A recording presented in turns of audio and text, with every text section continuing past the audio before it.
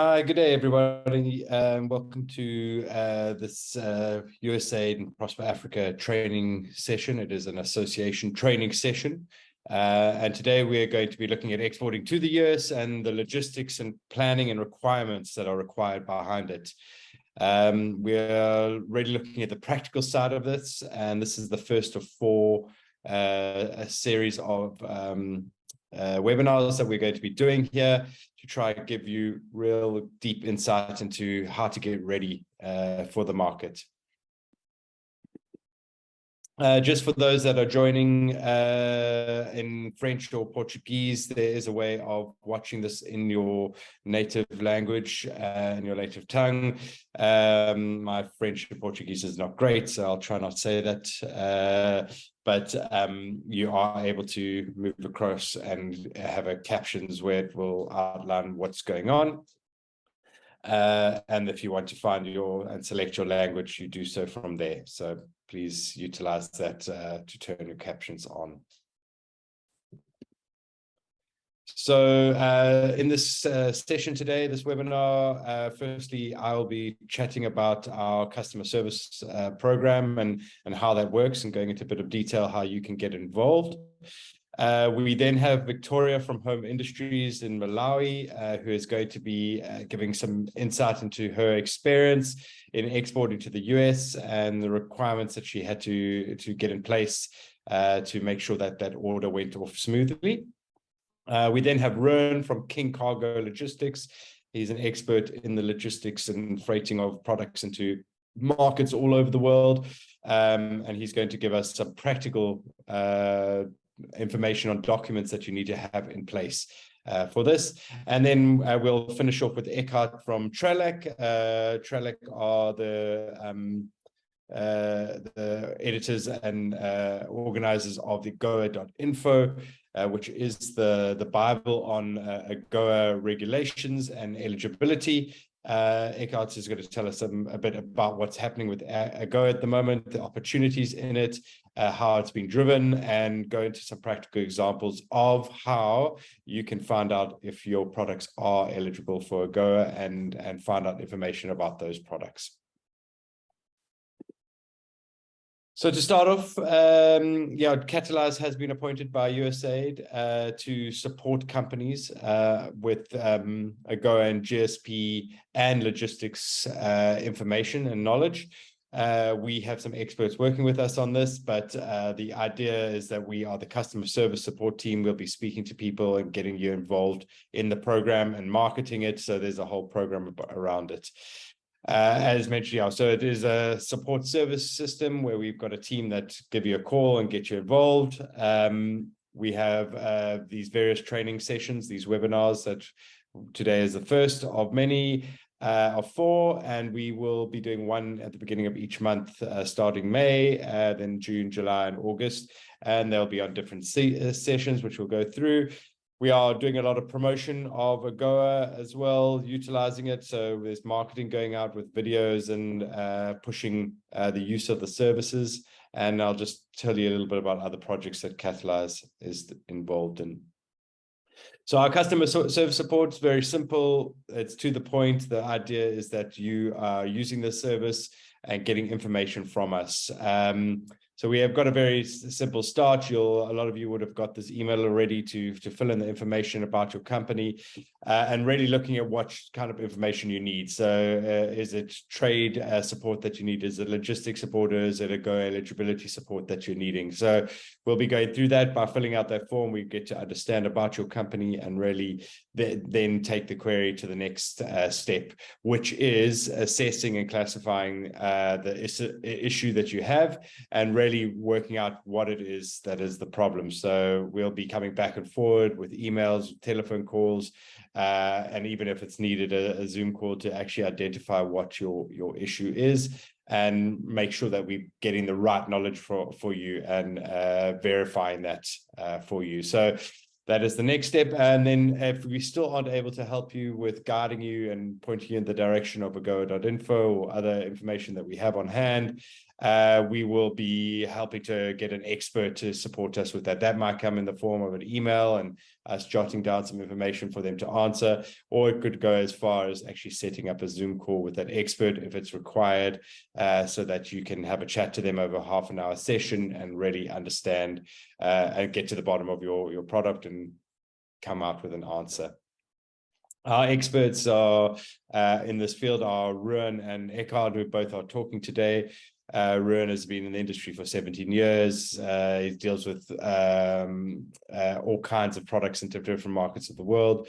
And Eckhard is an expert on AGOA. As mentioned, he writes the book on it and has deep insight into finding out what the solution to getting a product into market is, and making sure it is eligible for the market. We will be doing these 4 training sessions, 1 per month. Logistics is the first one, which we'll be talking about today. We'll look at deeper into AGOA eligibility requirements as well. So what is required to make sure your products are into market and able to get into market. We'll then look at the product classification, the regulations and certification. So there's multiple in that space. So really finding out more information. We'll be bringing other experts to talk about that. And then we will lastly look at quite an important part of exporting and buying of products, pricing your product in the right way.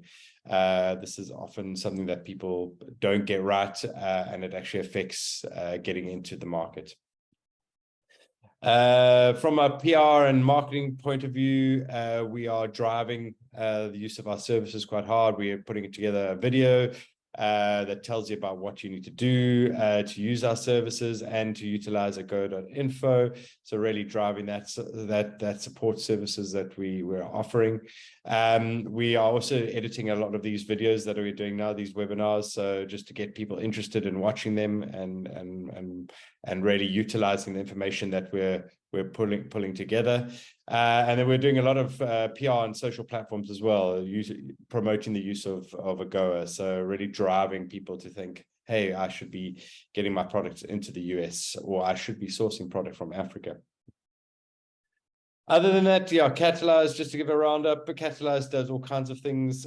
We are the sub-Saharan African agents for leading events all over the world. So we take African pavilions to these shows. We've just taken 2 groups of South African companies to a show in Singapore, an event called FHA. But we do big shows in the US, like American Food and Beverage, PLMA Chicago, which is the largest private label event in the US. And all stuff into Europe, Africa, Middle East, Asia. We take groups, around 500 African companies to market each year on international events through international pavilions. We also have delved into, over the last few years, with the changing of things in the world, into matchmaking programs. So we do B2B meetings that we find buyers for you and put you into meetings with them. These are paid for programs. Often associations pay us for us to do these, but we also do it with individual companies as well. So instead of hoping for the best at a trade show, we actually find and match the right buyers to your products and get really good insight into what they are looking for in a product. And then set up a meeting and facilitate those meetings. We are also doing those programs as hosted buying programs, so bringing people into South Africa and into Africa to do buyer meeting programs at various trade shows that happen. So those buyers coming out, seeing what the economy is looking like, seeing the infrastructure, which really changes the buyer's understanding and interest in the market. We run our own industry events as well. So we do the two leading events, Africa Games Week, which is the largest gathering of African game industry professionals in the world. So we bring about 80 to 100 professionals from across Africa and another 100 plus professionals from South Africa to meet with international publishers from Europe, from US, from Middle East, from Asia, to come and grow that industry in South Africa and in Africa. So it's really a great platform for that. We also run the largest ocean economy event in Africa, so Ocean Innovation Africa. It's bringing government, corporate, research and education, as well as innovators and startups together in one place to give them an opportunity to grow and make our oceans more sustainable through innovation and great products. So we've been doing both those events for the last 4 or 5 years, well established and really growing that space in Africa. We also do the Engage Trade Africa event, which was virtual in 2020 and 2021 and 2022. It just went live in March 2023. Great experience, over 300 pre-arranged meetings done. Many more meetings were done as well between African exporters, South African buyers, US buyers, and really getting them understanding what the opportunities are in Africa for products. So and a lot of learning done in there, a lot of presentations from various partners and associations, as well as information from key buyers from massive retailers like ShopRite and big partners and distributors from the US saying what is required to get your products into market. So yeah, as you can see, we push lots of different programs and really driving interest in Africa. So that was about Catalyze. Next up, we have our first speaker, which is Victoria from Home Industries. Victoria has done a few exports into the US and has quite a lot of information on what is needed, very practical information for how to make sure you are prepared for the market and getting a product into the market.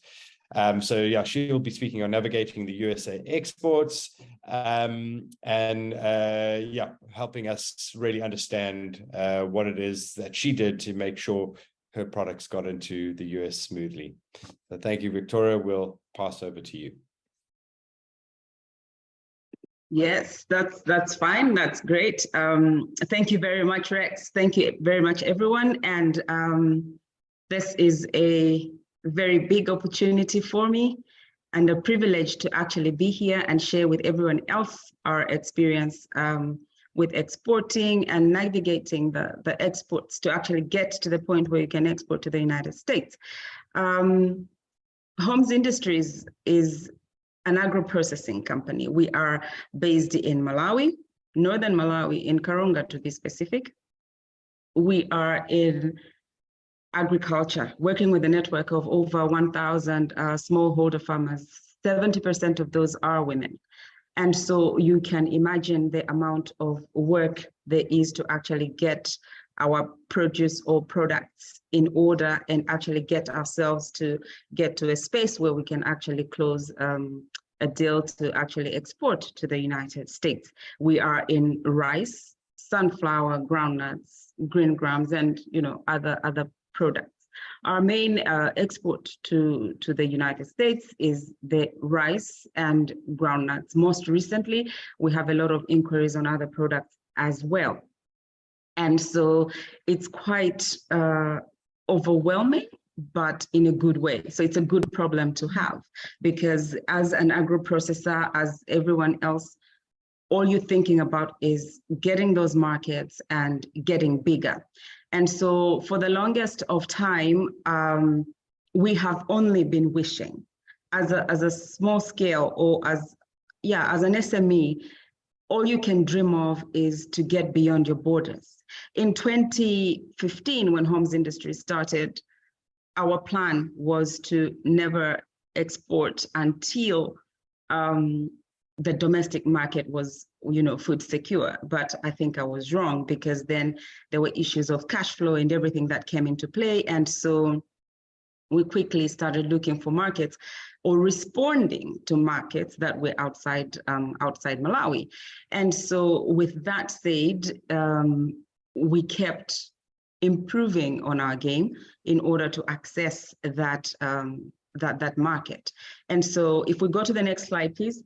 And so today I am very happy to be able to be on this platform to actually share very briefly on the things that we require to actually get there.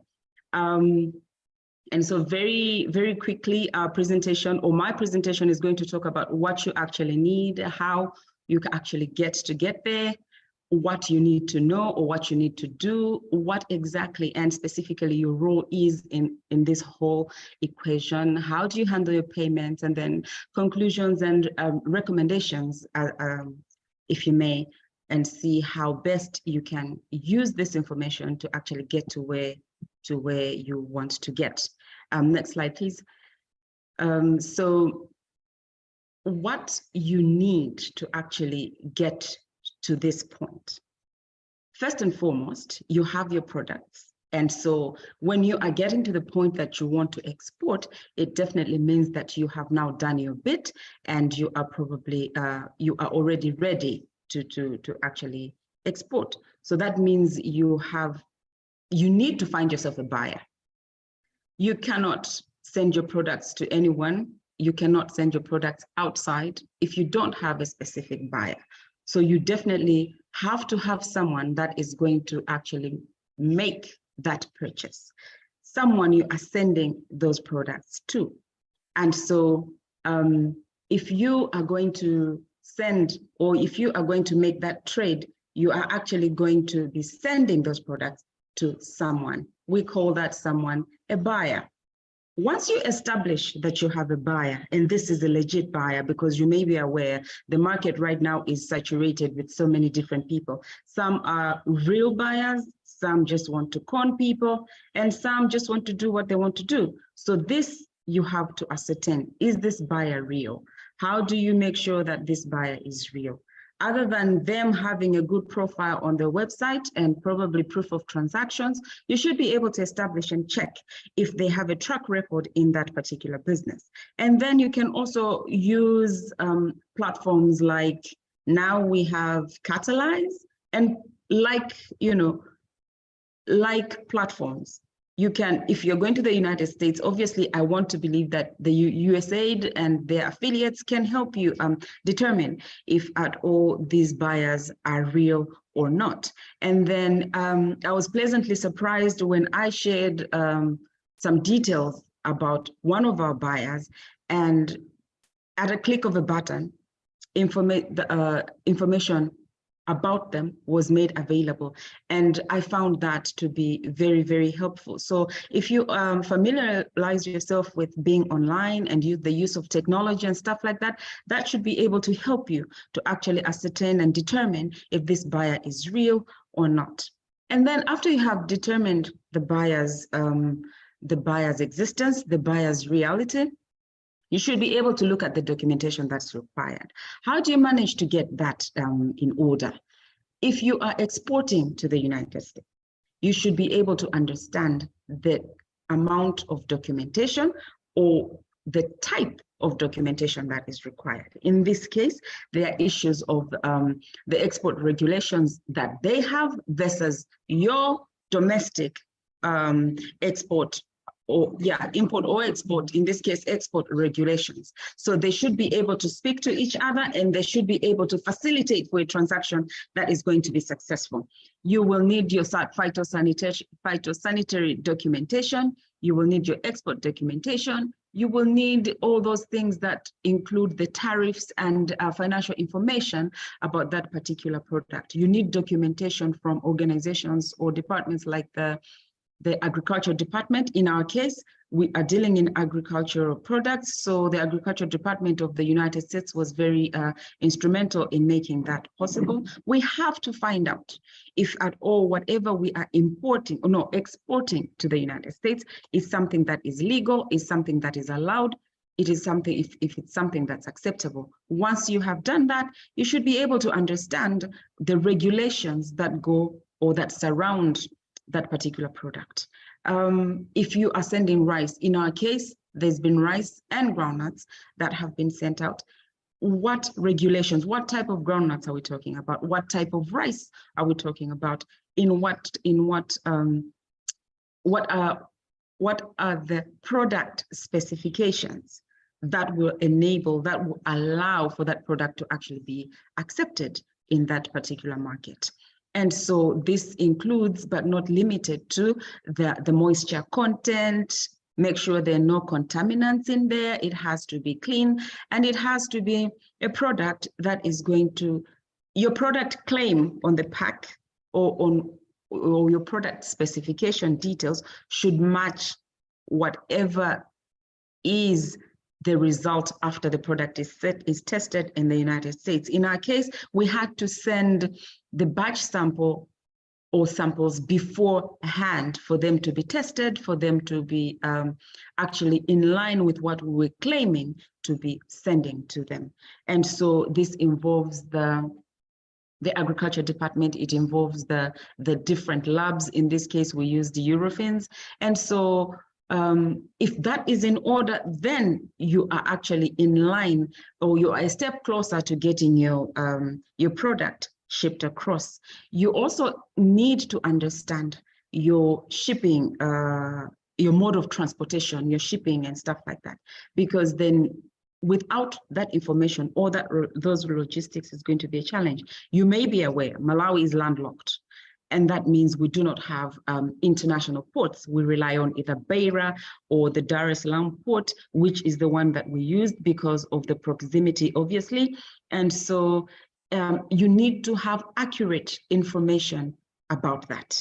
You need to have accurate information because you need to understand the dynamics of being at sea. You need to understand the time frame that you're going to be at sea, or that your product is going to be at sea. So in the absence of that information and details, you are unable to give accurate information to your buyer, which helps him determine what point he is taking that product to market. So all this information put together is going to help make concrete decisions about how that product then extends into the next, or transitions into the next step, which is the market. The quality of your product, you need to have a good quality product, otherwise it will be rejected and you risk your cargo being returned at your expense, and that becomes a loss, especially when you're an SME like myself. Your packaging has to be ideal. Also, this is details that are shared by the regulations or the country into which you're exporting. In this case, the United States has got specific labeling instructions, specific packaging detail, specific packaging material that you are allowed to use. And so just make sure that it is the right packaging. And then you just have to understand the general market space. What is the demand of your product in that area? Much as you have a specific buyer, that is a first indication that the product is on demand. However, you need to understand how your product stands out, or how your product stands to whatever is already available on the market, especially when you're coming from a small space, so to speak, like Malawi, like the space that we are in. So our volumes have got to be able to match whatever that market absorbs. And you may agree with me that the United States market is a very large market. In that case, you should be able to understand the general aspects of the market in order to help you plan for those products and how they will keep going to that market and at what intervals, especially considering that the volumes that Malawi may produce, or the volumes that Holmes Industries may produce, because it is a specific quality that is required, that needs to be information that you are aware of. Next slide, please.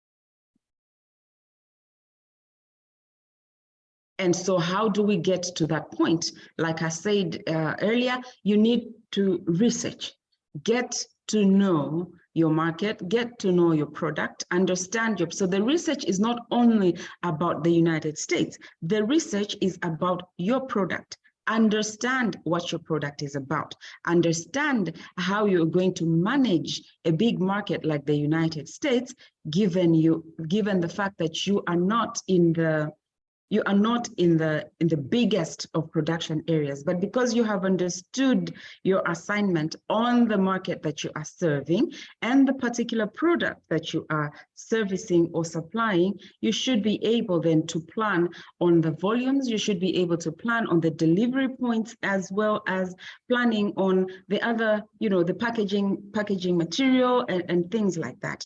That will help you make sure that you have a smooth operation going on. Be clear about what you want. What is it that you want? Is it a brand that you're pushing out? Am I pushing out Holmes Industries? Or is it just me being able to supply the best quality of product as we can? And then don't be shy to ask as much as you can. Oftentimes we are unable to achieve or get to what or where we want to be simply because we do not want to ask. But then the best thing that you can do is ask and ask and ask some more, because you are going to save on time. There are people that have made the mistakes that you're about to make. So why not save your time in just asking and getting the important information that comes with it? Understand, like I said again, understand the regulations that govern that particular trade. And I can't emphasize that enough. There are things that are changing every day. There's coding, there's packing, there is regulations around whatever it is that we are working in. Follow that, make it your assignment to understand every day. There is pricing, there's international pricing issues. When you understand those, then it can help you determine how you can actually have your pricing set in the most competitive way. Understand the specifications that are also involved. If we are saying this is long grain and it's organic and it is natural and it is this and that, all those adjectives that precede the actual product, let us understand and make sure that they match what we deliver. Next slide, please. And so you have understood your assignment, you have understood your specifications and everything that comes with it. What's next? You should be able to get those authorities, in this case, Malawi, get to those authorities that are responsible for many other things. Get authorization. In our case, because it's agricultural product, we needed to get a no objection letter from the Ministry of Agriculture. From there, you go to the Ministry of Trade and actually apply for the export permit. When you are going into all these places, you should have your documentation with you, and it has to be clear. Your documentation will include, but not limited to, the expression of interest from your buyer that this is a transaction that you require to, this is a transaction that you have agreed to get into. And so that helps the government to understand what is going on with whatever produce or whatever exports are getting out of the country. And they know how best they use that information. Get an export permit from the Ministry of Trade. For you to actually acquire that permit, you are also supposed to issue those supporting documents, the invoice, the specifications on the logistics, and when exactly do you intend to get out, how much exactly are you pushing out, and stuff like that. And then, of course, you have to go through the Malawi Revenue Authority, where now they can actually share with you how best to manage your exports, how best to manage that transaction. In the absence of knowledge, and this is not to disrespect anyone, but in the absence of adequate knowledge, some authorities or some authorization officers will take advantage of that ignorance, and they might make you say pay for things you're not even supposed to pay for. So you should be able to get acquainted with those officers and understand prior or beforehand what is required of you and of them to enable this transaction to actually take place. And so you have to ensure that your logistics are sorted. You have to understand. So for Malawi, being a landlocked without ports, it means that we have to start discussing with the ports prior, like beforehand, and managing to actually schedule these schedule the travel dates, when is the ship taking off, when is the estimated date of arrival, what is required, and so on and so forth. In our first or maiden export, we encountered some challenges where, in the absence or with the lack of experience in actually getting to ship goods and to other countries by sea, we got situations where after an invoice has been issued and paid and your goods have left, there is another invoice coming through. No, it doesn't work like that, and so I would urge anyone wanting to export to be able to understand all these dynamics to avoid all these complications that come into play. Imagine your goods are at sea and they're telling you that if you are not making this particular payment, or if you're not making this top up on the invoice, then your goods may not be offloaded and stuff like that. That is not supposed to happen. Fast forward, when we checked with the authorities on both sides, from the ports in the United States, in this case, we're dealing with the Baltimore port, and the other shipping lines, just to compare if this at all is acceptable or it happens, we then discovered that this was a very huge and unfortunate mishap. Next slide, please.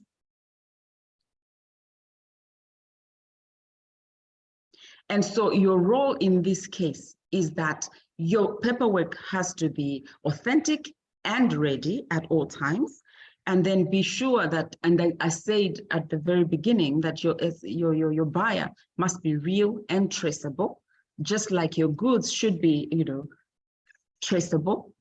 And then you have to agree on practical payment terms, because now there is an issue also of where people have sent goods to other countries, people have sent goods out there, but the payment issues become a complication and a problem. In the end, you find a good deal going very bad, and it is not profitable for the seller. And then quality assurance. We need to invest in our quality assurance. We need to invest in our quality, because without that quality, we do not have a market. So you may be aware that the quality requirements of the United States, just like it is for any other advanced or developed country, are very stringent, or they're very, very up there. It's important that that quality starts from you as the processor or as the supplier, to make sure that your products are not rejected on the basis of poor quality. In the case of Holmes Industries, our quality assurance or our quality standards start from the farm, because we are there to give the capacity building to the smallholder farmer, and then we monitor that process, the process of growing the various crops, up until the post-harvest handling capacity building, as well as the storage, which then determines, or which then gives confidence that we have control over the quality of products that we are going to actually use and put out there. And then make sure your role is that the goods are delivered in good time and the agreed time, unless it's out of your control. And of course, you have to track your shipment. Next slide, please.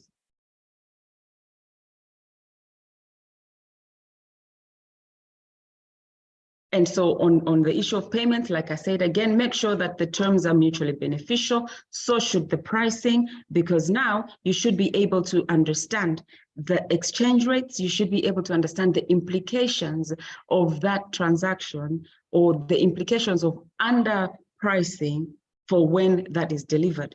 From Malawi, you have at least 3 months before the goods are actually delivered. In this case, our first shipment was in sometime in August, and then it was in Baltimore in November, on the 18th of November. And so you see that's quite a lengthy amount of time. by the time this is landed, by the time this is, what are the implications of that? So your exchange rates and your pricing and everything should be in accordance to that, so that the buyer wins, as well as you, the seller. You should be able to win and make profit on that, to allow for the next transaction. You have to agree on the currency that you are using. And then, of course, there's the issue of the Incoterms. Who is bearing the insurance? Is it FOB? Is it CFI? You know, stuff like that. Those are things that are supposed to be understood prior to the transaction taking place. The packaging material, like I said earlier, those specifications are supposed to be met. And this is something that it comes from the United States, in line with their regulations as far as packaging material for their goods, especially food commodities, are concerned. I learned over this that it's not just about taking your stuff and putting it in a container, no. And so even the containers are lined and everything, understand what fumigants, if at all they are allowed, and stuff like that. And so in conclusion, or what I would like to say, is that exporting to the United States is a very fulfilling experience. It has been for us, despite the other challenges that my colleagues will cover as we go along. But it can also be a very complicated thing if we do not follow the rules and regulations. Otherwise, it is a simple and very enjoyable experience for anyone if the rules and regulations are followed. And I also recommend that if your buyer is a very busy person, you are able to engage an agent, and this should be done through, in this case, people can go through Catalyze to actually help them. And I'm sure this is something that will also be covered by my colleagues as we go along. And then, of course, choose the right logistics company to actually take your goods to the destination at the agreed time and everything. And quality control can never be overemphasized. This is something that will determine whether you stay in the business or not.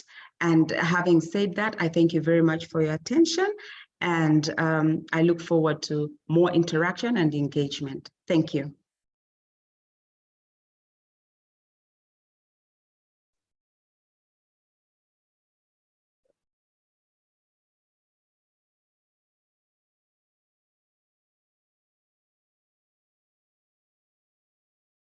Thank you, Victoria. That was great.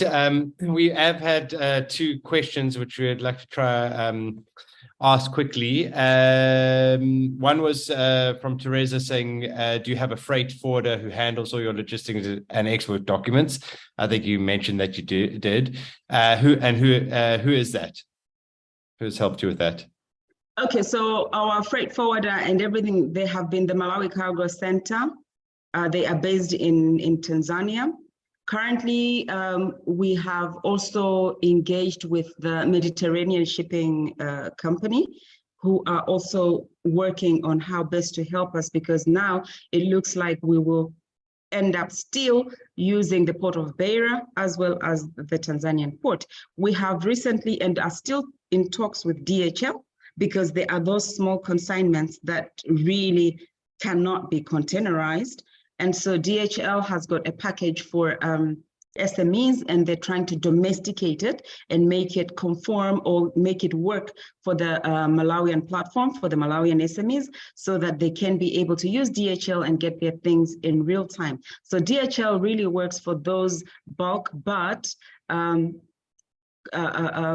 quantities that cannot be containerized, and especially for quantities that cannot be aggregated into one. You know how the 20-foot container can get 25 tons of the heavy stuff, but you are only shipping 10 tons, for example, and you have nothing else to match, or you have nothing else to fill that container with. That will be a waste of space. So DHL has come in with that kind of package to be able to accommodate smaller packages that cannot be containerized. So you can see that there's quite a range and a variety of those freight forwarders, but the primary one has been for us the Malawi Cargo Center. Okay, brilliant. I don't know if that answers your No, that definitely does. And it also answers the other question from Gerson as well about consolidating products as well with someone like DHL. That's a great option as well. Thank you so much, Victoria. Our next speaker up today will be Rowan from King Cargo. Rowan is highly dedicated and motivated professional. He's got 17 years of experience in logistics.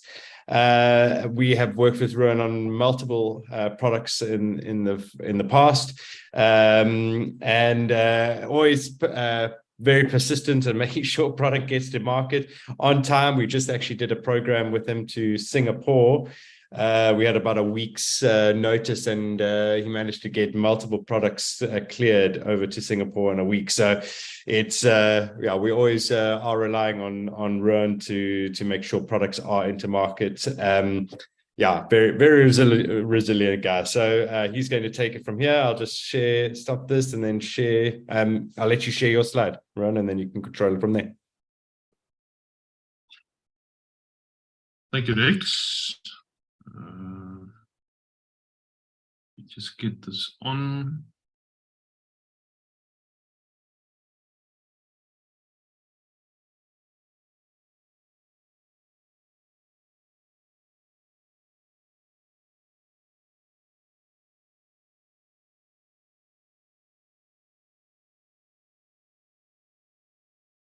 Just while Rowan's doing that, yeah, thanks for everyone for putting questions on to the chat. Yeah, please don't be shy. Yeah, we will be taking questions at the end of each session.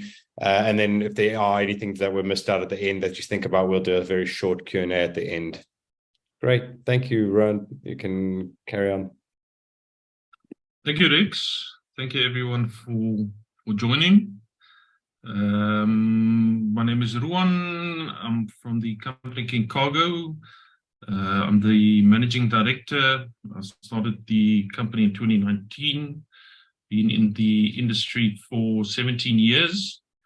Very passionate about logistics. And I think my goal for the presentation would be to provide you with the insights and ideas that will help you navigate the complexities of logistics. But I think before we move on, I would just like to encourage you all to ask any questions or share comments in the meeting. Don't be shy. I welcome any feedback and questions.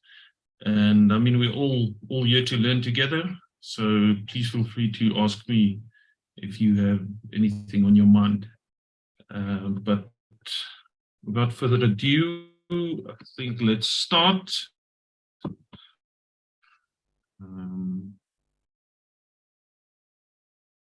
Okay, so the different modes of transport.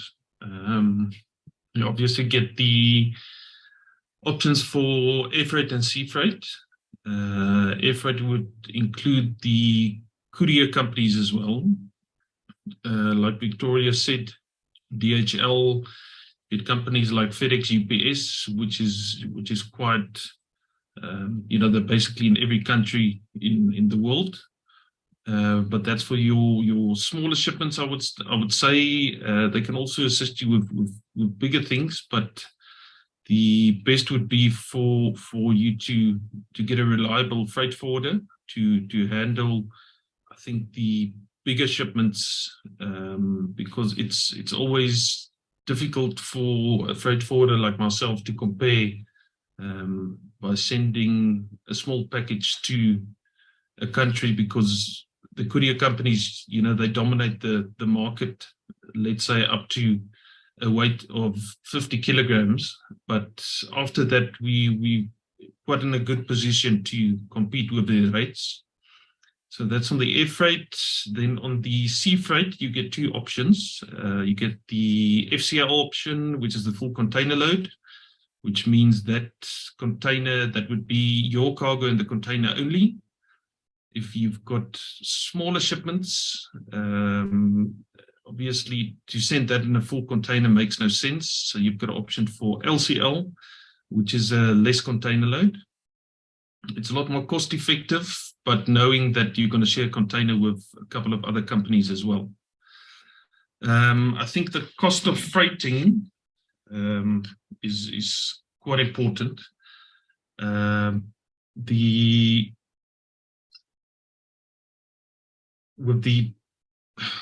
Firstly, the general requirements to obtain shipping charges would be firstly to determine the packaging of your goods, number of pieces to be shipped, with you going to be all depending on what you'll be sending, but usually it's boxes, crates, pallets, which in which they shipped.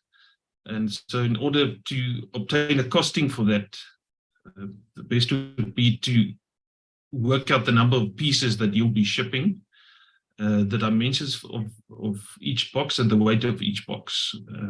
That would make it a lot easier for us to calculate your shipping charges. Obviously on air freight, they go per kilogram. They work on either the actual weight or the volumetric weight, whichever is the greater.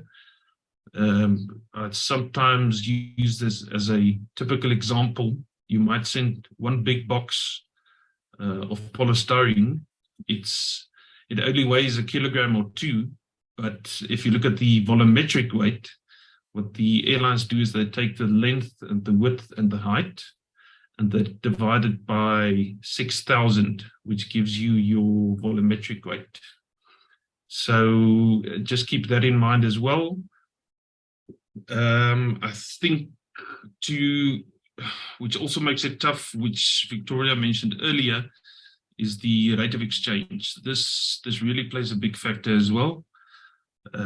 What makes it difficult is we might quote you on a shipment now based on the current rate of exchange, but you might only be sending your order 3 months from now. In 3 months, there could be a drastic change to the rate of exchange. If I have to compare to the rand and the dollar, we might quote you at the current rate of exchange of 18.2. But something happens, and by the time you need to ship your goods, the dollar's sitting at 20 rand to $1. So that also makes it quite challenging. And then also some of the issues we've had in the past is we get a lot of exporters that say they want a cost to ship their goods to the USA. So they want us to give them a rate per kilogram to send their goods. Unfortunately, it's not that simple. The USA is quite big. You've got stuff maybe going to the West Coast or the East Coast. It's all different. The air freight rates or the sea freight rates, it's different charges. So it's always difficult to determine that. So best would be to get a planned destination where you need to ship to, preferably an address as well, so that we can work out a accurate costing.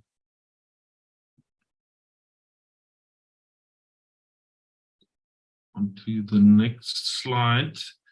Very important is the Incoterms. I think this is where a lot of the sellers struggle, and they're not aware of the Incoterms. I think what Victoria mentioned as well earlier, just made a note of that, is that before the transaction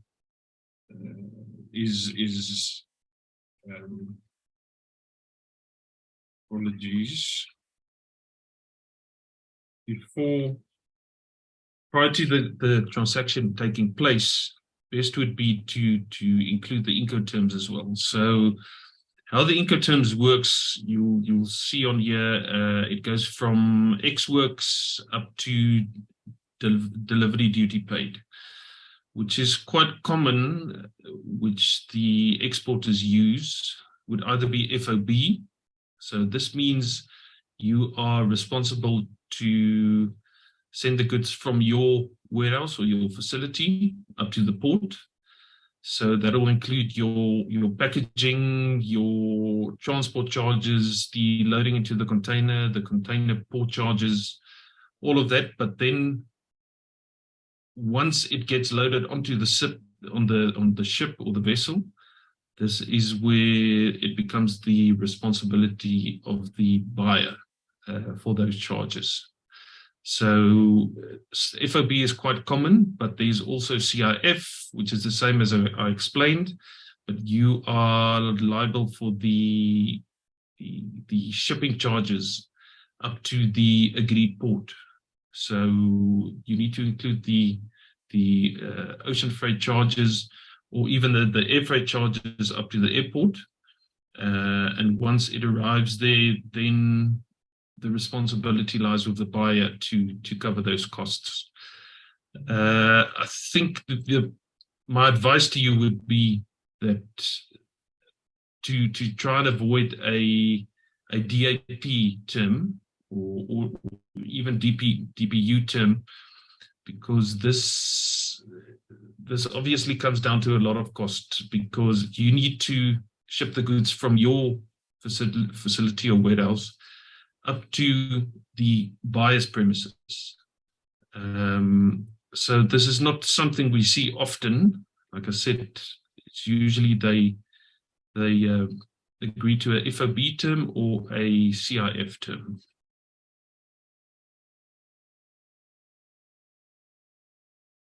Documentation required before export. These are just a few basic documents which I've listed.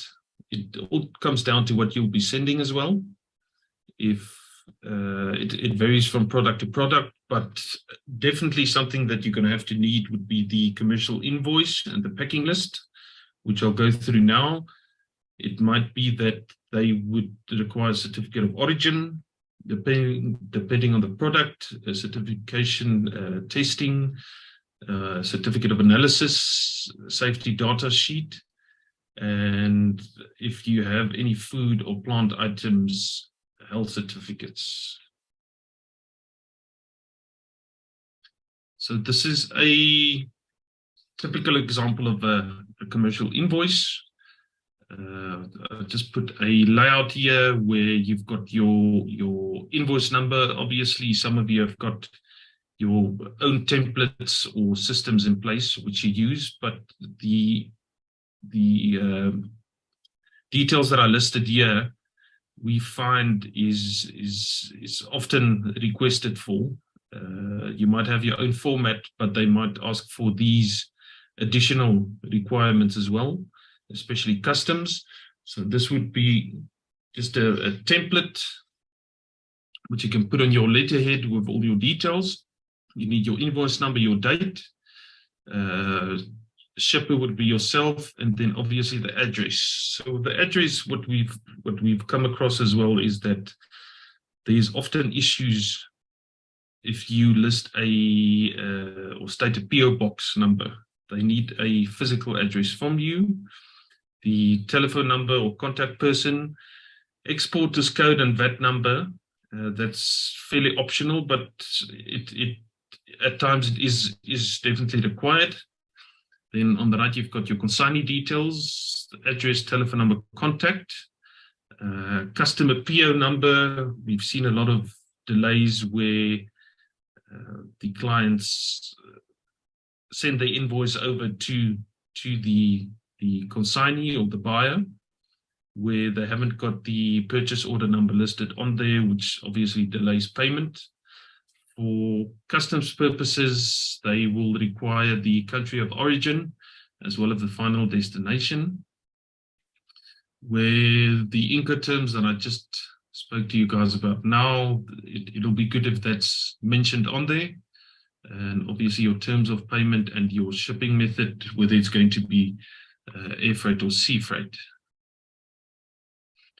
You can add your case number, a very detailed description of the goods, which is very important. Let's say you'll be exporting tea as an example.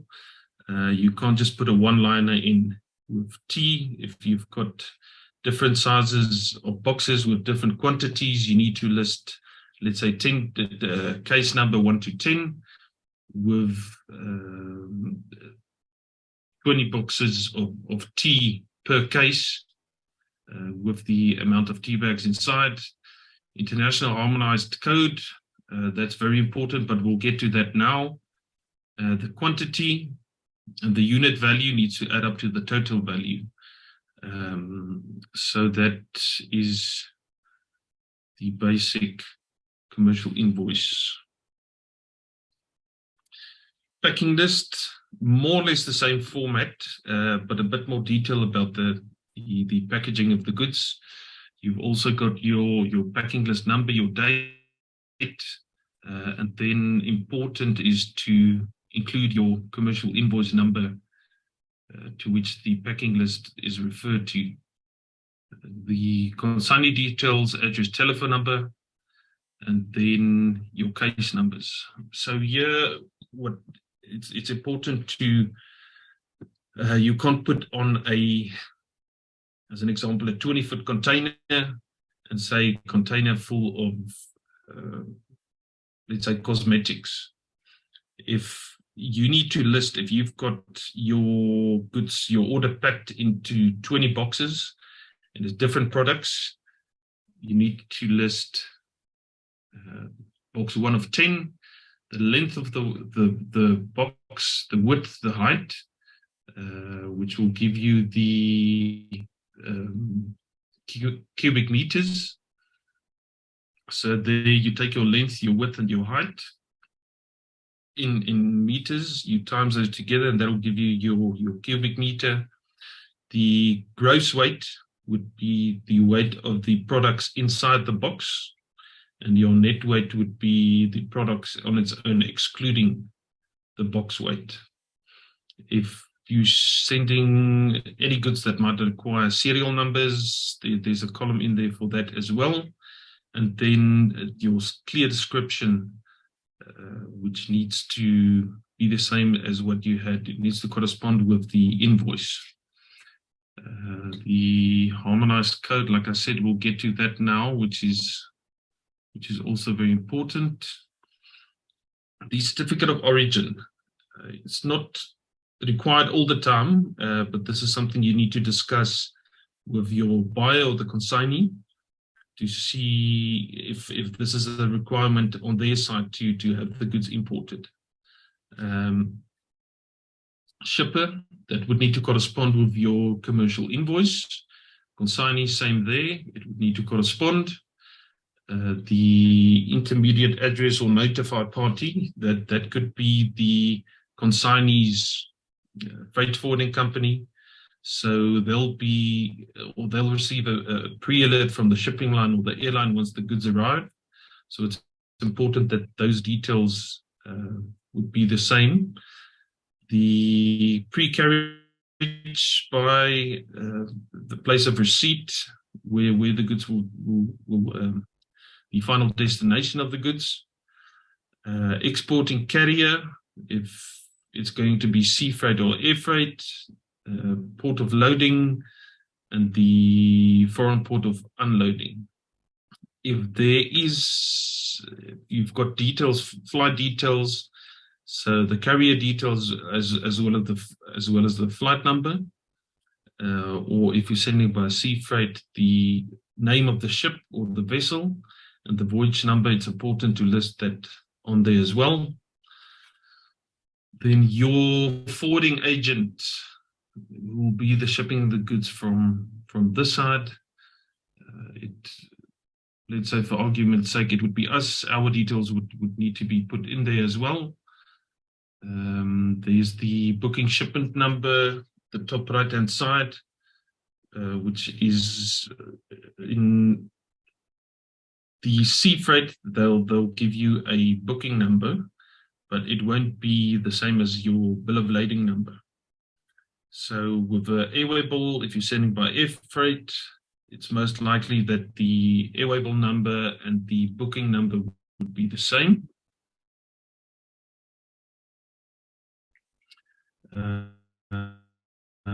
The domestic routing, how you'll be sending the goods. If, let's say, you're sending goods to Los Angeles and you'll be shipping via Singapore, you need to state the routing of the vessel and then your transportation method. Then once you've received your container, if it's by sea freight, you need to list your container number on there. The shipping line will provide you with a seal number. The number of packages, like I said in the packing list, if you've got 10 boxes to send, you list 10 boxes on there, and the description of the commodities need to correspond with the invoice. We've noticed that we've had some exporters that they've got the products on there, but the description is not as clear as it is on the invoice, and then this would be rejected. Your gross weights, very important as well, and your measurements, your cubic meters. All of these need to correspond with the invoice and the packing list. If the goods arrive at destination and there's any difference in the gross weights, then they'll reject your certificate of origin, which means you have to issue a new one, courier it over to them, which is going to take a couple of days. And you might end up paying port charges, storage charges. So locally in South Africa, a certificate of origin, we obtained that from our Chamber of Commerce. So there's a couple of Chamber of Commerce in mostly your smaller towns, but a few in your major cities. It would be up to you to check which Chamber of Commerce is in your area.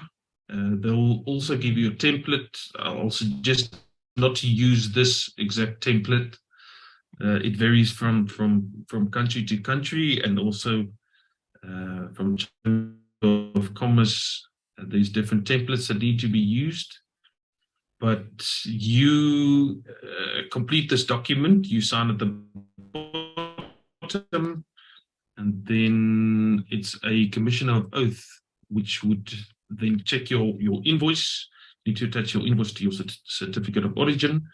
They might have a couple of questions to ask. They might ask for additional documentation. But if they're happy with what they've seen and what you've provided, then they will sign and stamp your certificate of origin.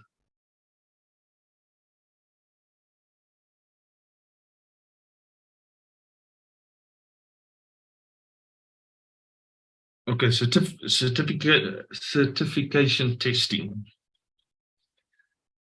This again comes down to what you have available in your countries. A lot of the call it the standards. Over here in South Africa, we have Intertek, we've got SGS, and we've got the Bureau as well. So these are multinational companies that provide testing, inspection, certification, and also quality assurance services for various industries and products. Certification, test of goods is a process of inspection, testing, and verification to ensure that the goods meet certain quality, safety, and standards. So there's a few options that we have, but SGS and the Bureau is quite common in the other African countries.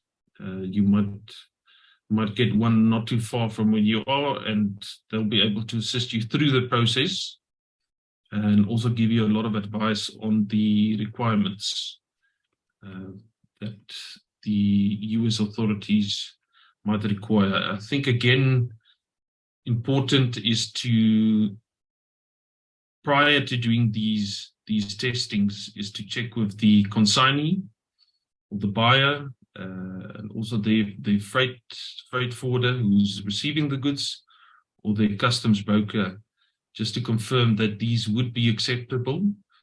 And if not, the US would need to give you the requirement of an agency like one of these three that you need to contact for testing.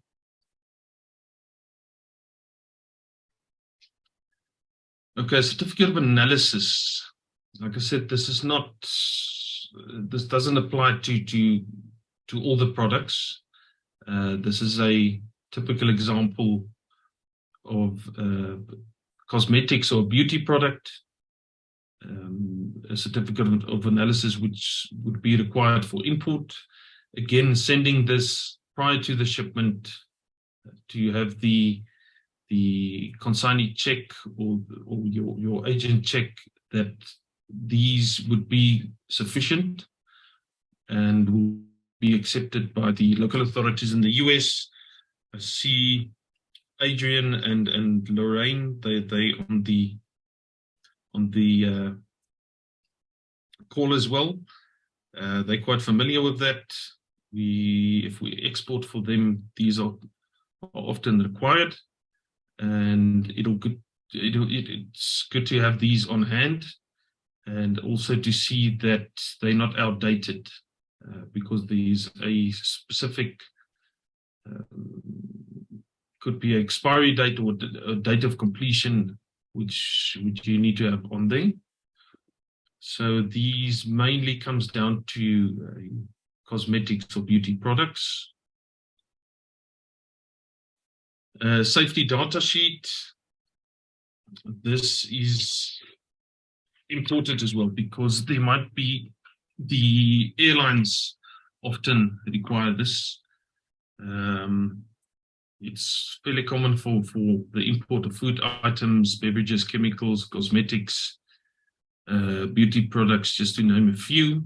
But the data sheet specifies that a product or service meets certain quality, safety or standard, and is often required for import or the export of goods. So data sheet is broken down into 15 sections. What I want to concentrate on is the section 14, which would be your transport information. With this client specifically, there's no, the cosmetics aren't considered toxic or dangerous goods or flammable. If you do have, if you are sending anything that might be toxic or flammable, it will be the laboratory that assists with the manufacturing. They will put the full details onto the safety data sheet, and then it also comes to the transport information.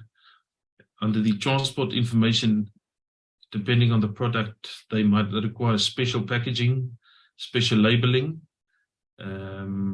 or there's only a certain amount or quantity that you'll be able to ship at a time. Also comes down to the boxes, how many of these products are allowed per box, but this goes over to your special dangerous goods packages or packaging companies who also issue a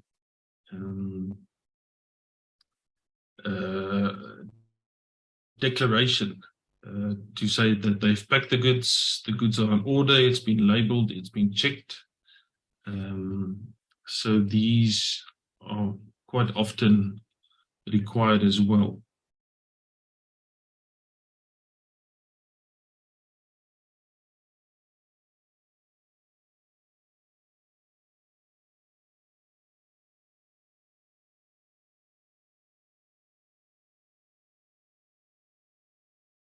As an example, I see Philip is on the call as well. Here with this, these are issued by our local agriculture department to approve the export.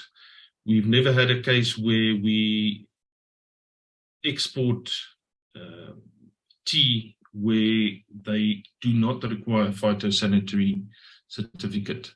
Even if you'll be sending seeds or raw nuts, phytosanitary would be required for that.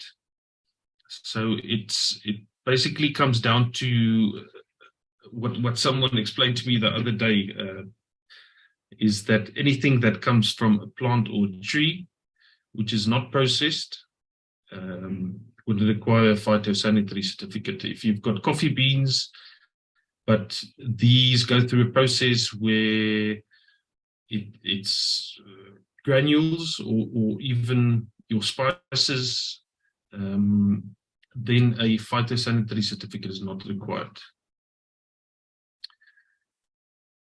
With the food items, we've also got the Department of Agriculture, Forestry and Fisheries. They issue a health certificate. Again, best would be to check with your consignee or the buyer to see that this is a requirement, but 99% of the time this would be a requirement from them. Without these certificates, if you will be sending the goods to the destination, without these certificates, they won't allow the import.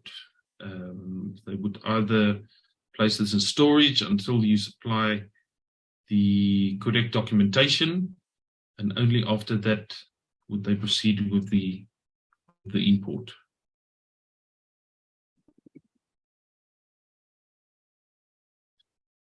The FDA, so this is the Food and Drug Administration. Also quite a process to go through, but once you've got the process, then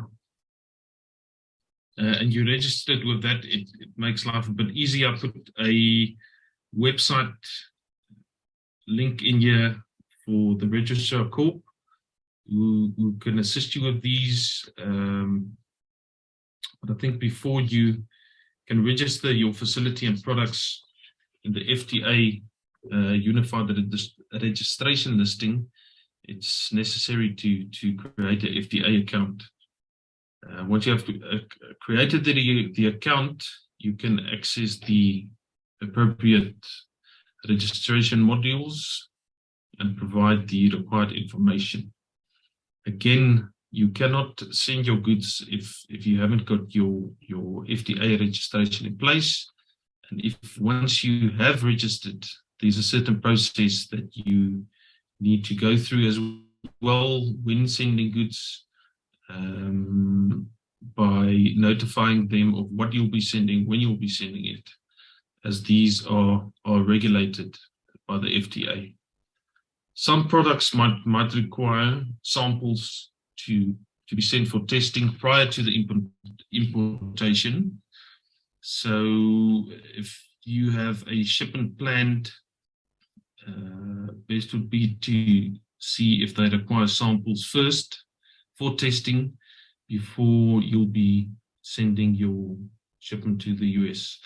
Like Victoria mentioned earlier, if it all comes down to quality control as well, if you're going to be sending shipment of which the quality is not good, you might stand the risk that they might return the shipment back to origin.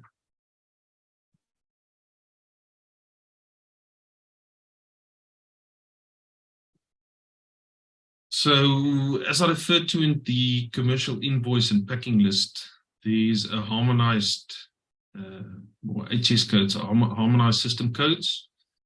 It's got different, what they call chapters or headings. So everything that's imported fall under one of these categories.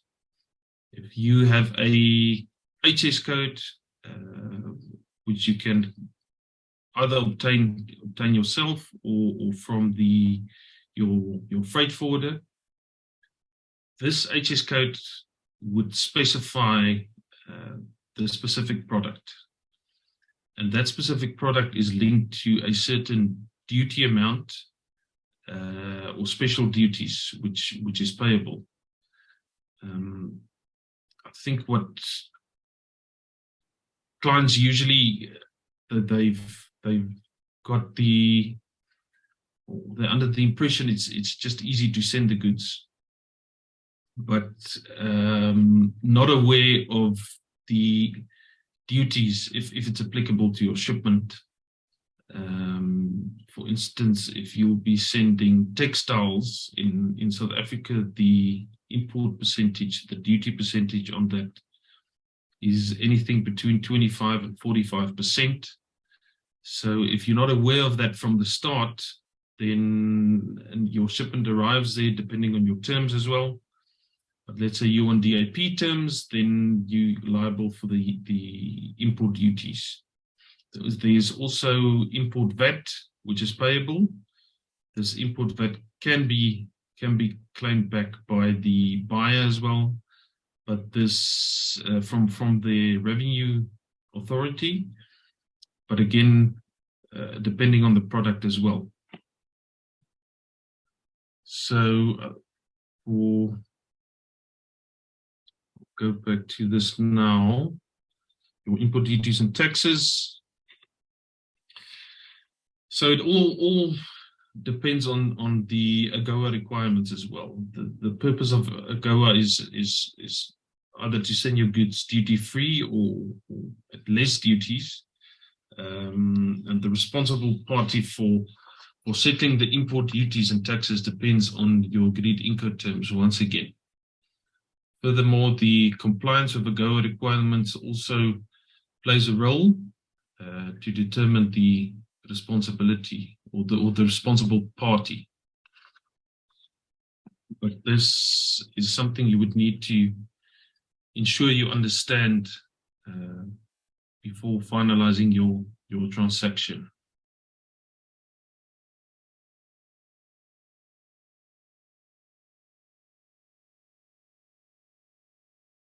Okay, planning the freighting of your goods. As I mentioned earlier, you've got air freight or sea freight, which comes down to the cost, the accepted dimensions of the airlines, loading plan, transfer time, routings, and packaging, which is what is very important. I think let's start with the cost, is to understand or to obtain your quotes prior to you sending the products.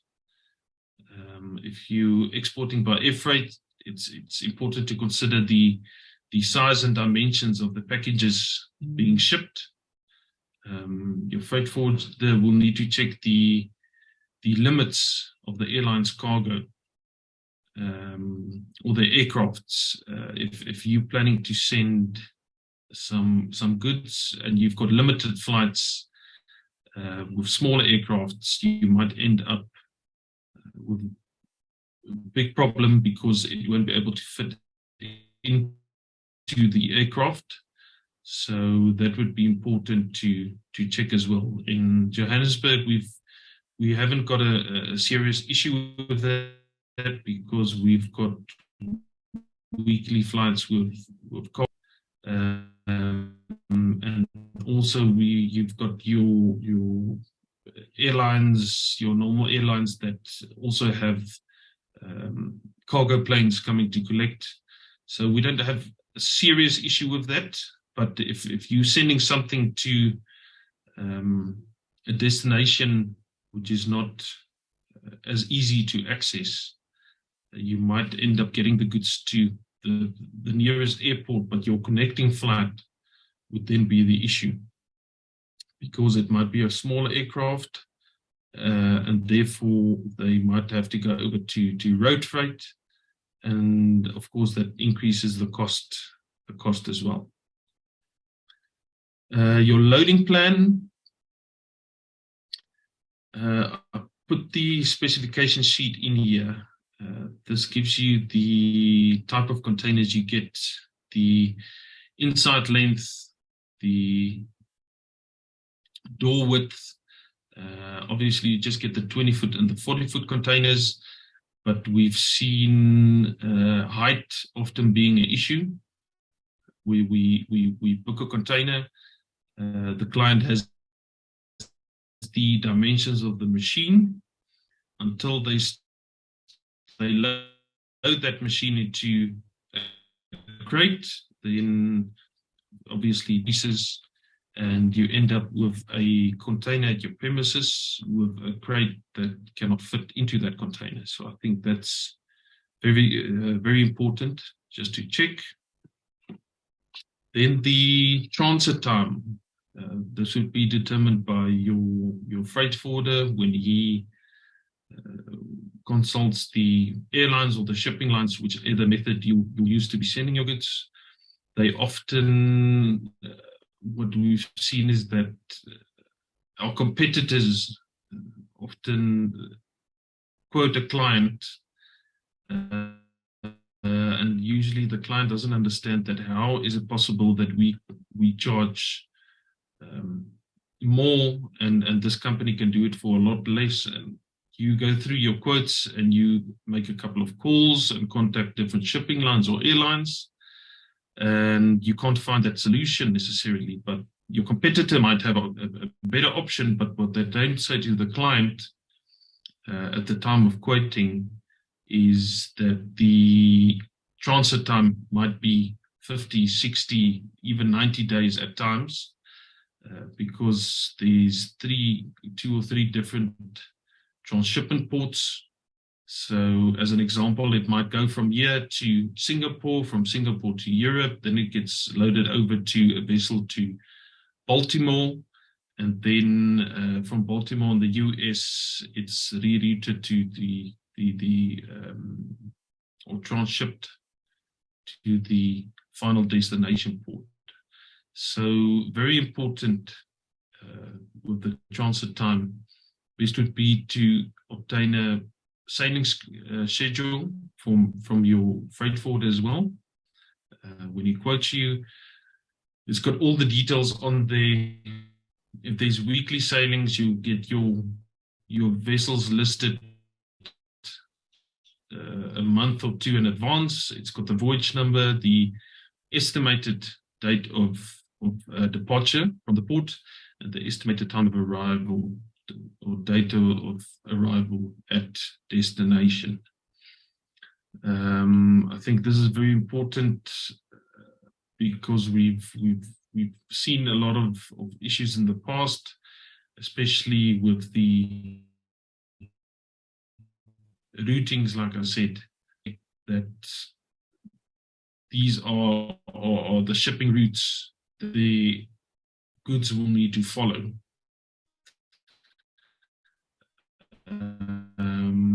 Also, a big issue would be the transshipment ports. So they give you a transshipment time of, let's say, 30 days, but it takes this vessel 21 days to get to the certain port. And then from that port to the final destination might be another 7 days, but the vessel might arrive late, so you miss your transshipment vessel, which means you lose another week. Some of the transshipment vessels only transship to the certain destination every fortnight. So you might end up with your container sitting in the weeks. So very important. Then your packaging as well. I think packaging, it depends on the product that you'll be sending, but this is it's part of my next slide. We've noticed that there's a lot of companies that try and save on packaging. I know all of us are on a budget, but it is important to get the best suitable packaging for your product. If you've got fragile shipments or shipments that's quite heavy, best would be to ensure that you've got the correct packaging for that.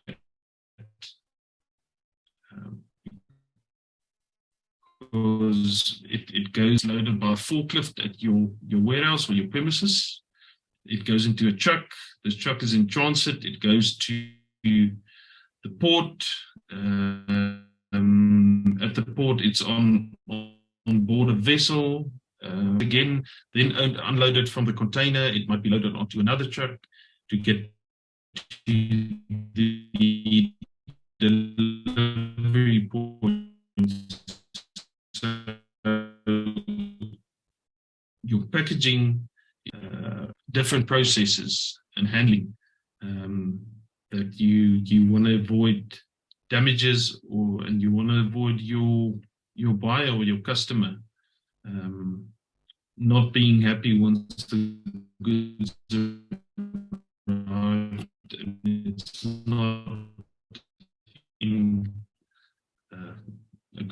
what type of packaging would be suitable for air freight. I think it's important to use preferably a cardboard which is light and strong. As I mentioned earlier, on your air freight charges, you pay per kilogram, so you don't want to make use of a heavy crate or a pallet if it's not necessary. Also, instead of sending loose boxes, best would be to have these palletized, wrapped, and then strapped down to the pallet to avoid any damages to that.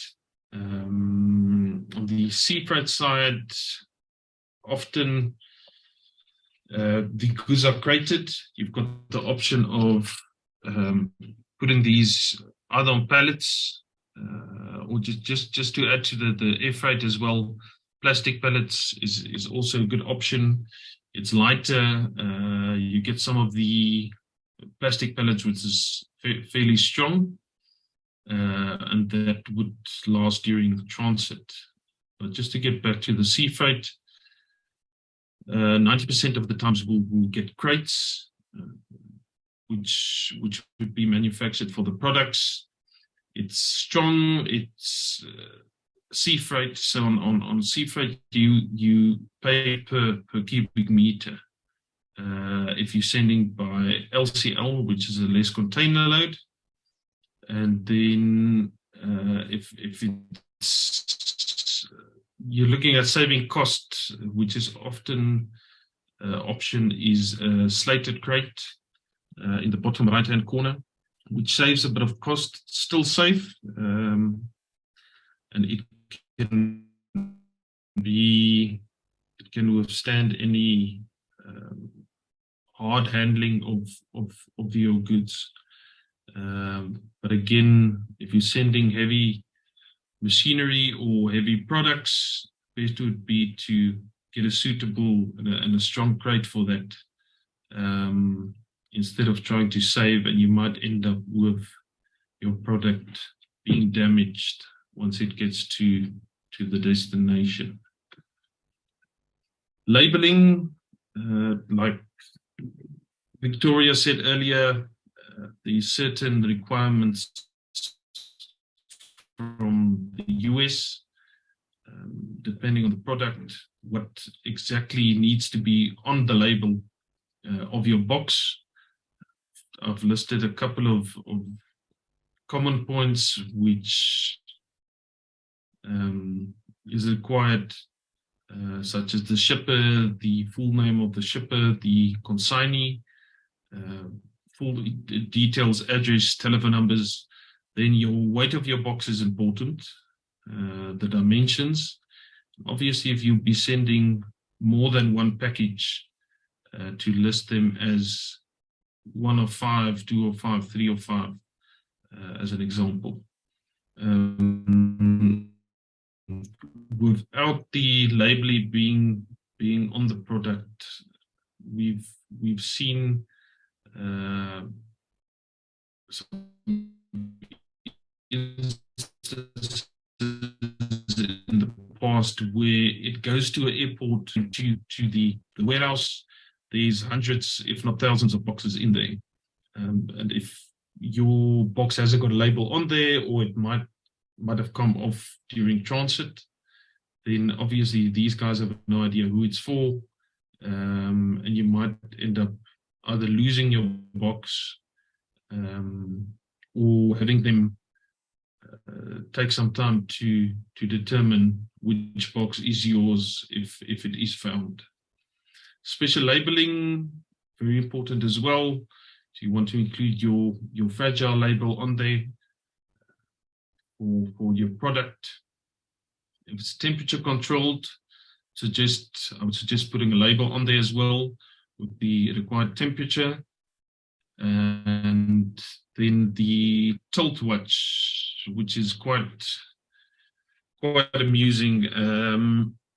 You don't really it's difficult to get that, but we see it a lot with import shipments where this is placed onto a box. So if that box is tilted at a certain point, you'll have your little ball in there run over into the next one, which gives you the angle at which the box has been tipped at. So this is good if there's a case that your box might fall over during transit, whether it's on the ship or the airplane or the truck. Then immediately this can be seen on the shock watch as well. And with you accepting the delivery of the goods, with the shock watch on there, you can make a note to say that this is as you received it, and chances are that the box might have fallen over as well. So it's not necessary to get that, but it is a very good and safe option.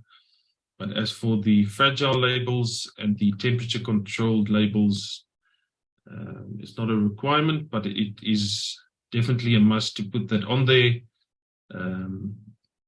to avoid any issues or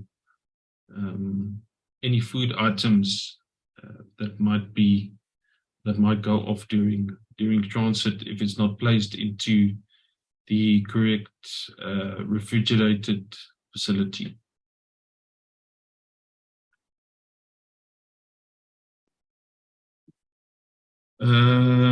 Fumigation. Yeah, fumigation is also one of the important points. With the fumigation certificate, it's a official document that validates that all boxes or shipment containers have been chemically disinfected. And then during export, products are usually stored in wooden boxes that must be fumigated before transit to avoid the risk of pest infestation. So there's a lot of companies that do this. I don't think it's an issue that you might struggle to find them, but very, very important. If you'll be sending wooden pallets or wooden crates, ensure that it's been fumigated to avoid any penalties or any delays which would end up in you having to pay storage costs, seeing that your goods would now need to be fumigated on arrival at destination, and that's also additional cost that you want to avoid. Just the basic stamp that they put on there. So you've got your country code. In this case, it was Poland. Your IPPC logo, which is on there, and the type of treatment that was. Apologies. The type of treatment that was used.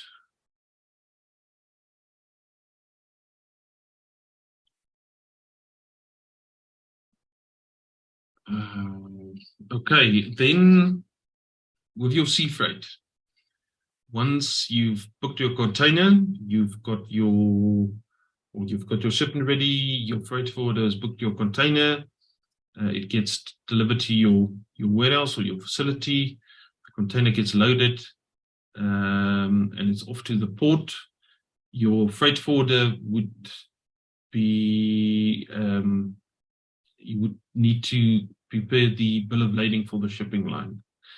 Now, this is also crucial because your other documentation, such as your commercial invoice, your packing list, your certificate of origin, it's important that the shipper and the consignee again needs to correspond with that.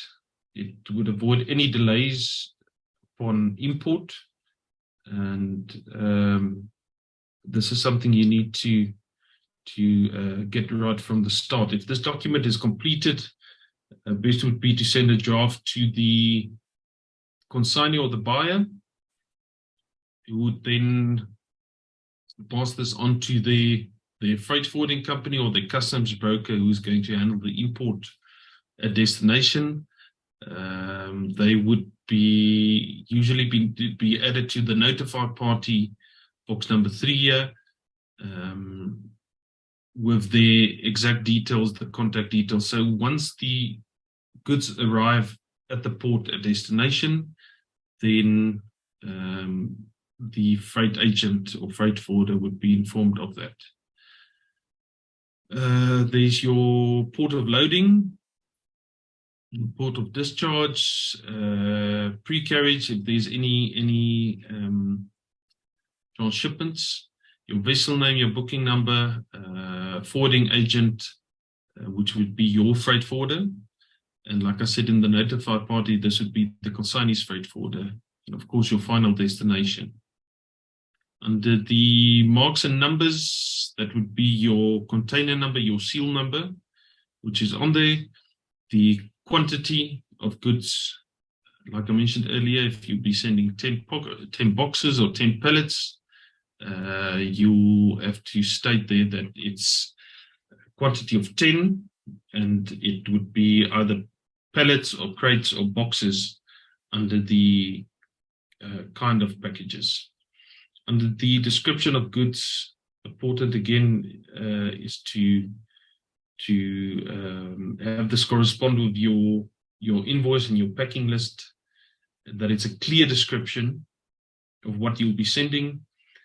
Under this, the description of the goods, you can also add your invoice number or any additional detail on there, which refers to your commercial invoice or packing list.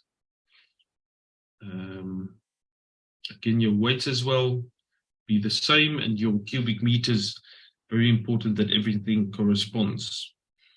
Now, with a bill of lading, there's a bit of a safety net with that. You've got two options when you issue a bill of lading, or your freight forwarder issues the bill of lading, or instructs the shipping line to issue the bill of lading rather.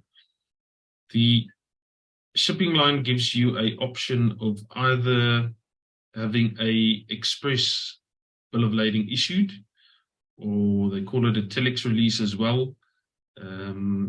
So this means that you won't require, or the consignee won't require a original set of bills of lading once it arrives at destination. They'll be able to clear on a copy.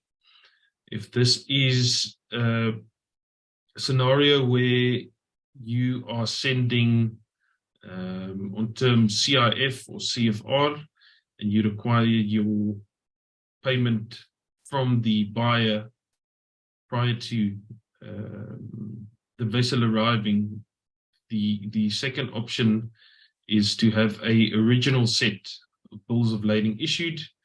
Usually comes in 3 originals and 7 copies. Very important is that the original copy of the bill of lading, this would mean that without the original copy, the consignee's freight forwarder or customs broker at destination would not be able to have the goods cleared without that original bill of lading. If it's a case where you have an original set issued by your local shipping line, and you've got those copies on hand and you have received your payment, then you would need to send these by courier to the consignee to ensure that it gets there before the vessel arrival. But if it's a case where the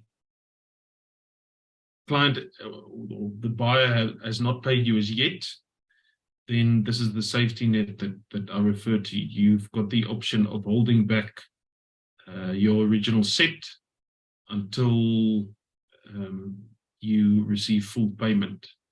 What you can also do is, to avoid the couple of days it might take to have the original set of bills of lading sent to destination, you can hand the original set in at the local office where it was issued, and they will then notify the destination port that they've obtained the original set back from you. It must be all 3 copies, because it might be a case that 1 copy goes missing, and with that 1 copy going missing, someone else might be able to receive your shipment once it gets to destination. So best would be to hand the 3 copies in at the shipping line, and they will notify the shipping line at destination that they may release the shipment. Also on the freight, you would need to with your freight forwarder as well, you would need to stipulate if it's going to be freight prepaid or freight collect. If you've got terms FOB where you need to deliver to the port, then these charges would be freight collect. If it's a matter of CIF or CFR Incoterms, then you would be liable for the freight charges. So on the bill of lading, it would specify freight prepaid. I think that's it for the bill of lading. On the air freight side, the airway bill, which is fairly similar to the bill of lading. You've got your shipper, your consignee, the issuing carrier's agent, also the airport of departure, your flight number, your flight dates, the terms of payment for the freight charges, whether it's going to be prepaid or collect, your number of pieces that's specified on this. This is a document which your freight forwarders issue with the corresponding weight, again, the chargeable weight, that would be whichever is the greater, the actual weight or the volumetric weight, and then your rate and your total of freight charges that has been paid. There you put your description, and I think it's important. It's such a small block to fill in a complete description. If you've got an invoice with a lot of lines in there, best would be to just give a brief description and state that it can be referred to this specific invoice number. So this is the airway bill. Yeah, then just important points prior to sending your goods. I think it's of utmost importance to get your Incoterms right from the start. To get the requirements from the consignee or the buyer, the customs broker or the clearing agent, freight forwarder, to state exactly the requirements prior to sending your goods. Also to the compliance of the products, whether there's testing reports required, quality control, your FITO, your health certificates, if that's a requirement. It's very important just to have all the information available before you finalize your transaction. Deadlines.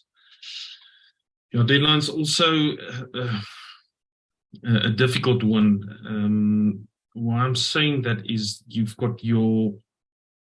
might have a deadline in your contract, which you need to adhere to, and you obtain a sailing schedule from your freight forwarder, and you see that the transit time is a certain amount of time, and you should be able to get it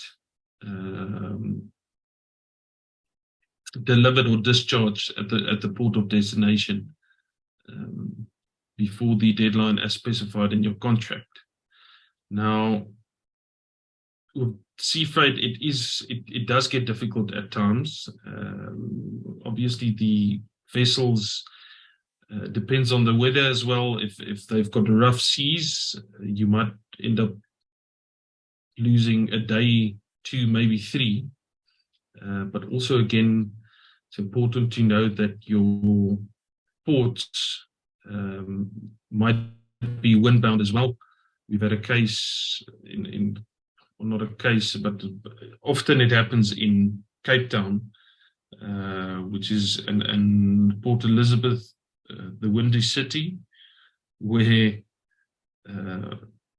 they stop the operations in the port, seeing that the port is windbound. So it means the gantries that load the containers, they cannot, with the rough winds, be able to load the containers onto that ship. So as big as that ship or that vessel is, it's difficult for them to load and unload the containers. And it's as simple as having them declare the port is windbound, and that vessel might sit there for a day, 2, maybe even 3 days, if not longer. And this comes down to your deadline, because you might have shipped the goods in time, and according to your sailing schedule, you would have, or the vessel would have arrived at destination in time.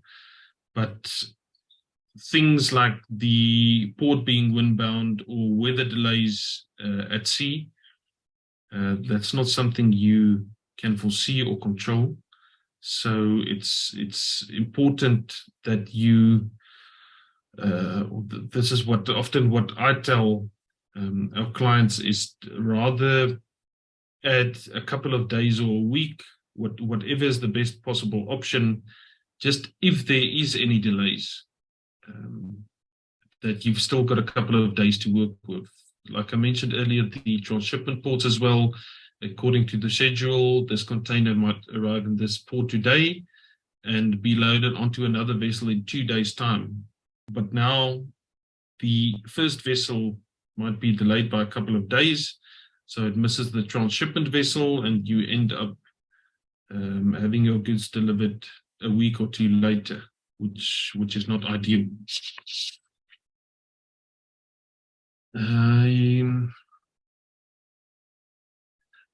What products can be exported to the USA under the AGOA trade agreement? Again, it comes down to what type of products you'll be sending. If you adhere to the requirements, the regulations, the quality control of the products, but these are just the main points that I wanted to mention. Apparel and clothing accessories and your footwear. It's important to put the country of origin where the goods were manufactured either onto the label or onto the packaging of the goods. Same for textiles. For instance, in South Africa, if we import any clothing and there's not a country of manufacture or made in whichever country on a tag or one of the labels on that clothing accessory, then it gets rejected by customs. So we've had a case like this last year where we received goods at the airport. There was no clear markings on there. It wasn't in English. There's no country of manufacture. And these are requirements.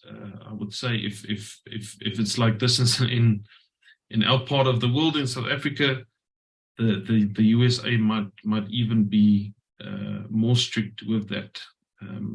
So customs either gave us the option to return the goods to origin or have them destroy the goods. So yeah, this is for clothing, footwear, apparel, and textiles. Agricultural products, like I said, coffee, tea, spices, and cut flowers. Phytosanitary certificate would definitely be required for that.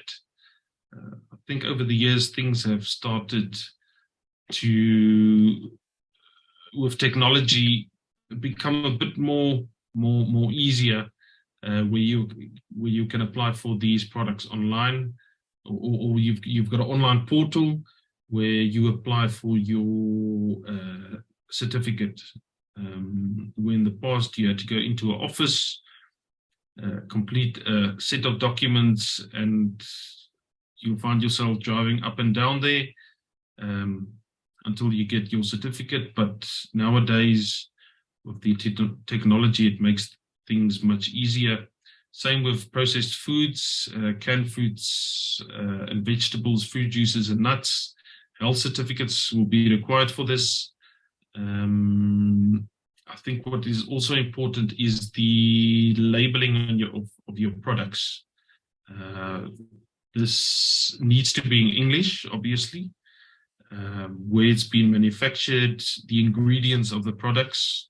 If you've got any canned fruits, it needs to stipulate exactly the ingredients in that can. If I can mention another example that we had, is we had a import shipment for a overseas client or exhibitor who wanted to attend a local show here. They manufacture energy drinks, and they export to most parts of the world without any issues. However, the shipment that they sent to South Africa, it hasn't got a high caffeine content label on the can.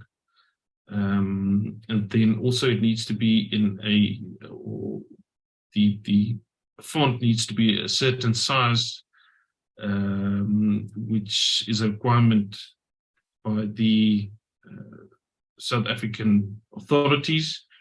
And this shipment was rejected, and we had to return it to origin. Chemicals and pharmaceuticals, just to add to that, definitely an FDA requirement, and obviously the agricultural products as well as the processed foods, that is definitely a FDA requirement. So you need to ensure that you've got all your FDA documents in place to avoid any issues. Minerals and metals such as gold, diamonds, also a tricky one. There's a lot of certification which is required.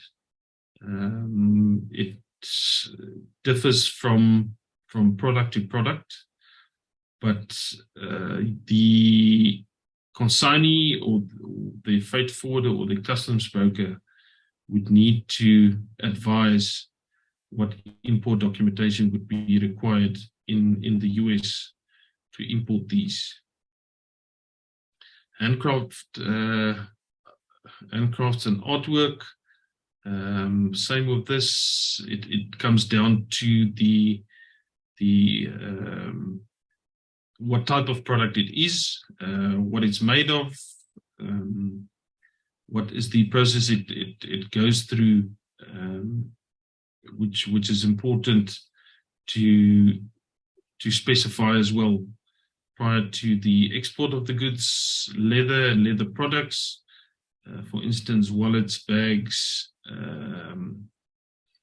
skins.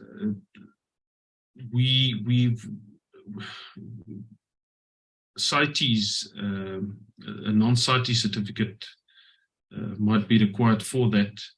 So with the CITES certificate, it states that which leather or which animal the leather product comes from.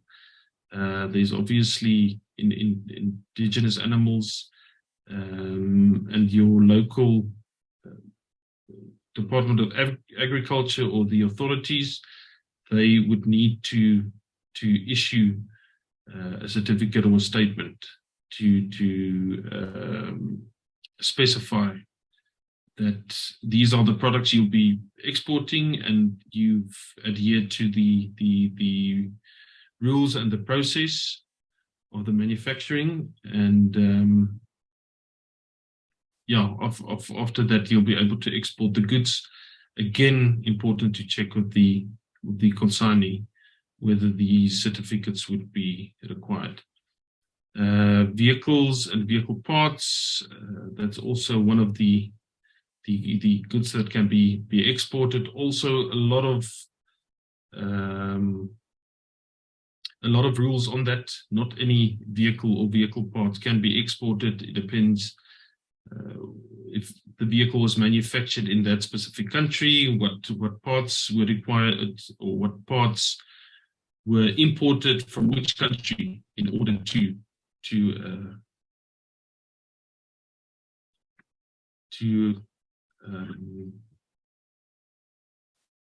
import it into the US. So it depends on with all the products, what type of product it is, and the process it went through to manufacture. Yeah, that's all from my side. I think there's a lot of things to cover, but I think I've mentioned most of them. Please feel free to ask any questions. I'm going to leave my details here, which you can take down as well. If you've got any questions or advice, please don't hesitate to contact me. And thank you, Catalyze, for the opportunity, and Victoria as well for your help. I was in contact with Victoria prior to the presentation, just to get a feel on her experience and what it was like for her to have her goods exported to the USA. But I wish you guys all the best with any future opportunities to export to the US. And like I said, if you've got any questions, please let me know. And I'm sure we'll have some questions and answers which we'll attend to as well. Great. Thank you so much. That's great. We do actually have a few questions. One has come up on the chat saying, is fumigation mandatory? Because they have organic certified products and are obviously wanting to rather focus on that. And they don't want their products to get affected by fumigation.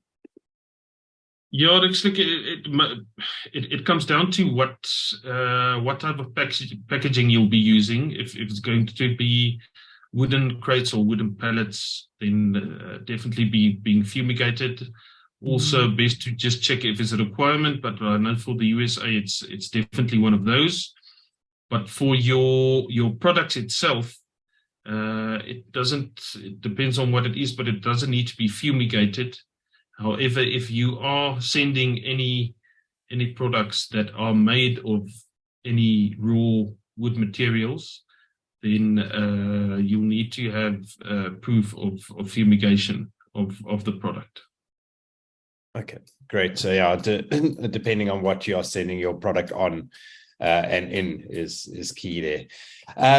Great. And then someone has asked, they have hazardous samples that they're trying to get across into a market. I haven't said what hazardous samples. Do you have any recommendations for cost-effective shipping to the or sending freighting over to the market? Yeah, Alex, I think again, depending what you'll be sending, That's important. If it might require special packaging, which also increases your cost. And then some of the airlines and shipping lines have a hazardous surcharge as well, which they charge for that. But yeah, for any advice on that, I would suggest that they can definitely contact me. Let's have a look at what it is. Seeing that it's hazardous, it's going to require a safety data sheet, which they should have in place. So this would have the transport requirements on there as per the data sheet.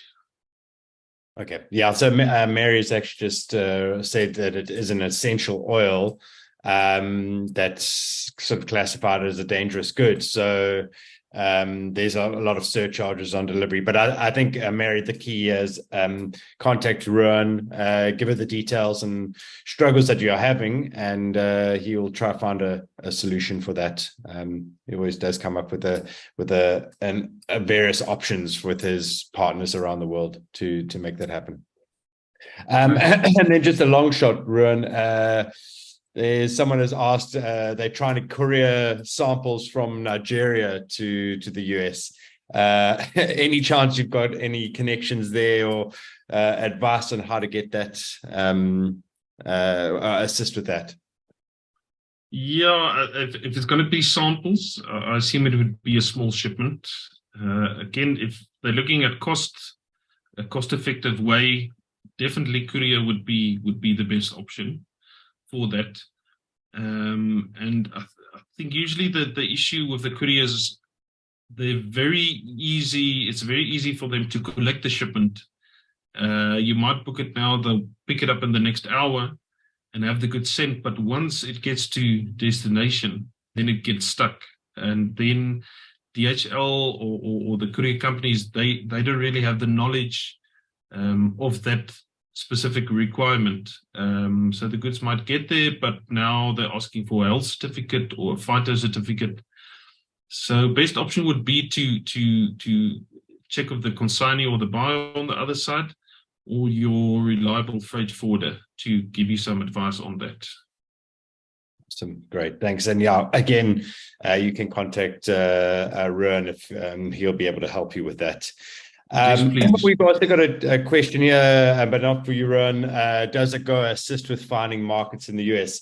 Just to clarify that AGOA is a free trade agreement. It isn't a project or program to find you business in a market. It's there to support you and make it sort of more attractive to buy products from Africa from the US. So, however, Khulu Khaya, please get in contact with Cindy. There are various programs that we're running in that. But again, Ruan, thank you very much. We will share your details with people to get in contact with you as well if they are wanting to ship something around the world. But yes, again, you can also have a chat to Catalyze.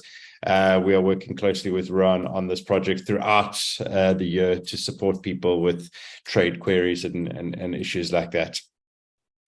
Next up, we have Eckhard from Trelec. Sharing the wrong stuff here. And he will be giving us some insight on AGOA. Thanks for joining us, Eckhard. So Eckhard comes from a company that writes the book on what's happening with AGOA. He's updating that all the time. They've got a website called agoa.info that's been going for the last close to 20 years, or if not more, and it's constantly updated. So he's really maybe could call him the godfather of AGOA now. Probably shout at me for saying that, but yeah, he's got loads of information on that. So yeah, Eckhard, you can take it away and go for it and share your slides. Thank you very much, Rex. Is my audio coming through? It is. You sound good. I'll be sharing my screen just now, just running the PowerPoint of my side, so you don't need to do that. Yeah, thank you. Thanks, first of all, Rex, for the introduction. And yeah, you're always passionate and driving, and yeah, just a fantastic person to work with. So well done on organizing this workshop. It's been extremely interesting so far. Obviously, as you alluded to, I kind of see more the one side of AGOA, and listening to the other esteemed speakers just now, the more practical side and the logistical side, I find extremely interesting. Nice to have someone from Malawi sharing. I'm not sure if Victoria is still on. I'm sure she is. But yeah, this is an amazing country. In fact, I was just looking at Malawi's AGOA exports this week. And about 70% of the country's exports to the United States all qualify for AGOA, or actually get cleared under AGOA. That's not to say that 30% are paying import duties, but it's to say that there's a higher compliance with AGOA eligible products, and the majority of the remaining products enter the United States duty-free under normal MFN zero duty, so to speak. Yeah, anyway, great country, lots of things going on. 20 odd years ago, I took my wife there on honeymoon. So yeah, I've got a very soft spot for Malawi and Malawi's people. And Ruan, thank you very much as well. I learned quite a lot about the nuts and bolts side of trading. That was certainly very interesting, and I really I can see your knowledge and passion on that subject. So I hope I'll be able to just mop up a little bit, bring in a little bit of a different angle, in a way, a bit of an umbrella angle on AGOA, but also just towards the end, in the second part, some practical advice on the theme that I was asked to present on, and that is on how do you determine the AGOA eligibility of your product. And we've created a bit of a tool to make it very easy for users to establish that. And in fact, not just establish the AGOA eligibility of your product, but also just use it almost as a bit of a market intelligence tool in terms of what would normal duties be if it wasn't shipped on under AGOA. What would your competitors be charged facing? Obviously, the US importer pays the duties, not the exporter generally, subject obviously to the Incoterm being used.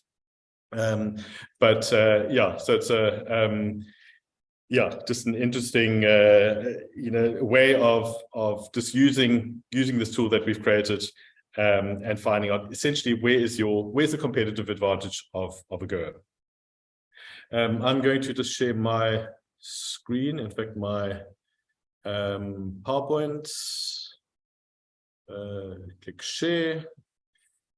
Can you see my screen? Rex, can you give me a heads up, or someone? We can. Okay.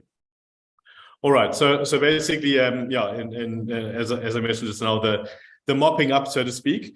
But in terms of mopping up, I will take a bit of a broad approach on AGOA and just run through some of the legislative aspects of AGOA and kind of the programmatic aspects of AGOA, because I think those are quite important to traders, because no use being uninformed about those things, but have an expectation that you can access the US market duty free when possibly there are changes coming or already underway to AGOA. Not that there are, but there might be some coming. And then, as I mentioned just now, just a little bit of some practical advice to help exporters, traders, those doing a bit of market research on their product, just ascertaining the AGOA eligibility of the product, but also very importantly, helping to establish the correct classification code of the product. Ruan has mentioned that a few times, the importance of classification. I'm going to build on what he said and just add a few comments on that to stress that point, and also just to explain which HS classification code needs to be used, not necessarily for your particular product, but which specific code to refer to, because it is a system that is only partially harmonized globally.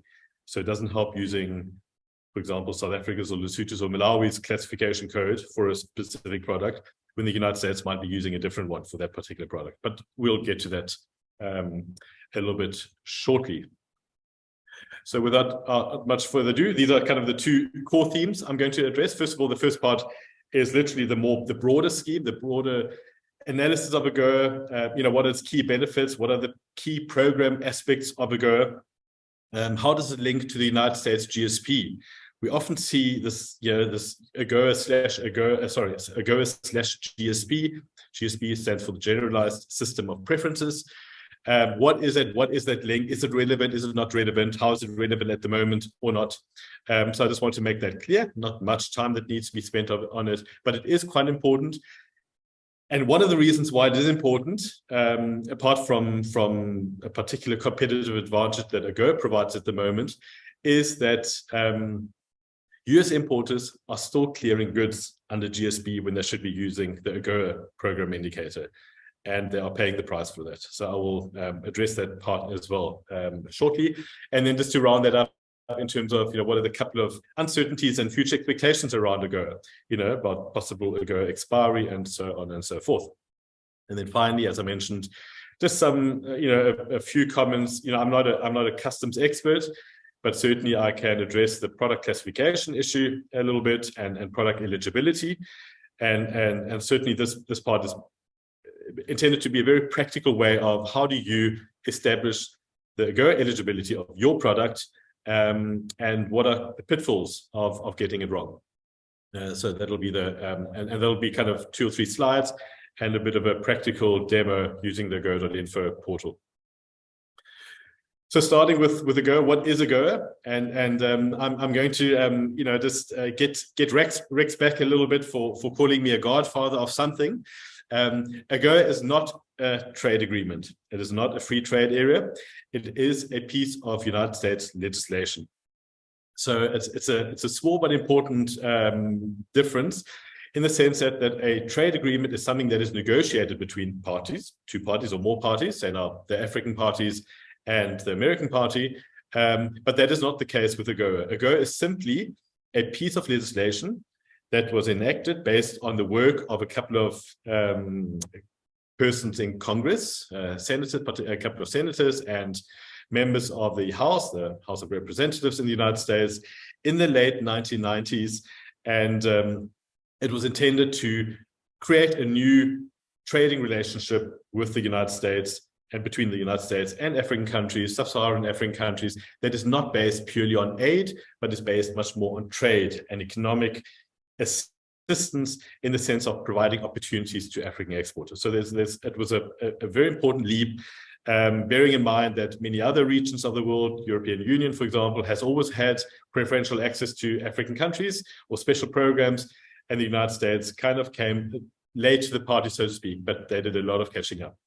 And in fact, what one can safely say is that since AGOA's in action, or writing into law in 2000, so it's 23 years ago now, the United States has put a lot of effort into not just promoting and marketing AGOA, but a lot of support in helping exporters in African countries access the United States market. And it's not just trade support; it is agricultural support. It is offices being placed in, for example, the southern or the trade hubs. There've been a couple of trade and development hubs across Africa, one in Southern Africa, one in East Africa, one in West Africa. And there've been agricultural extension offices also placed with embassies and so on. So a lot of technical support being provided to Africa to basically better utilize the preferences of AGOA.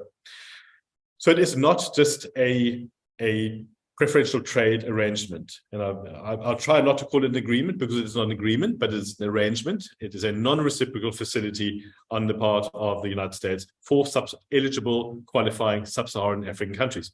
There are currently 35 countries eligible, or rather that have the beneficiary status. There are more countries that are eligible, but some have lost eligibility as a result of, some have lost their beneficiary status. They remain eligible potentially, but they've lost their beneficiary status as a result of not complying with AGOA's eligibility criteria. And there are a couple of criteria around the rule of law and so forth. And it's not kind of going to be the purpose of this presentation. But if a country does not comply with the eligibility requirements, it can lose its beneficiary status. And a couple of countries have lost beneficiary status.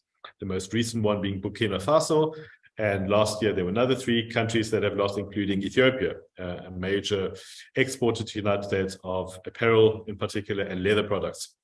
shoes and so on. But because of the war going on there in the Tigray region, the United States suspended Ethiopia's AGOA access. It is also a platform for unprecedented engagement between the United States and Africa. And that is, for example, through the annual AGOA Forum, which all of you would have heard of. So it's really a very high level, not just a high level, but a very high level platform where African trade ministers, sub-Saharan African trade ministers and the United States, House of Representatives and politicians and business and so on get together and talk basically for a couple of days, and there's a lot of engagement and cooperation that happens in that facility. But it's also a private sector forum and civil society forum, so there are different levers to this engagement, and has certainly led to much closer ties between sub-Saharan African countries and the United States. Of course, it is as I mentioned earlier on, it's a conduit for technical development and business support. For example, through the trade hubs and the work that the USAID is still doing at this stage, and through Prosper Africa now, and the Africa Trade and Investment Initiative, that is the most recent initiative that brings together a lot of these players. And then, of course, a mechanism to facilitate US-Africa investment. It's not a direct AGOA aspect, but it is part of this umbrella of AGOA related support. So it's kind of just put a lot more focus on this engagement with African countries. And it is really a much more important thing than just providing preferential access for Africa's exporters to the United States.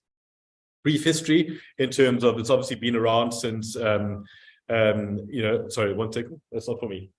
No, it was signed into law in 2000, as I mentioned, and it's been extended a couple of times. Initially, it was meant to be from 2000 to 2008. Then it was extended to 2012, and then in 2012 to extend it to 2015, and then 2015 to 2025. That's the current expiry date. In the interim period, there were also a couple of technical amendments made to the legislation. This is obviously just an act of Congress.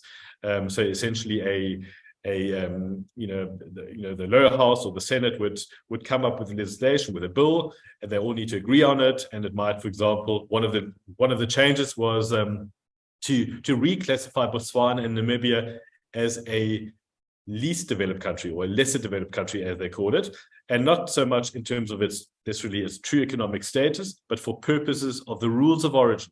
The wearing apparel rules of origin, because those are more favorable for LDC countries as opposed to non-LDCs. There's only one non-LDC country in the AGOA group, and that is South Africa. So South Africa has much tighter rules of origin, much more restrictive rules of origin for textiles and apparel. Not for other goods, but for textiles and apparel. So that would typically be a technical amendment.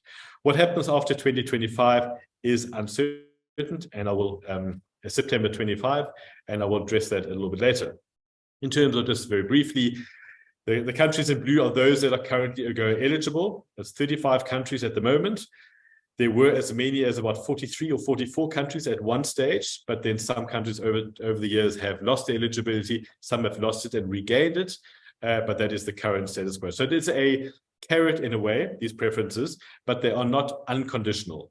So countries do need to comply with certain governance and eligibility, other eligibility criteria, and they can lose their status. So essentially, and why the different colors?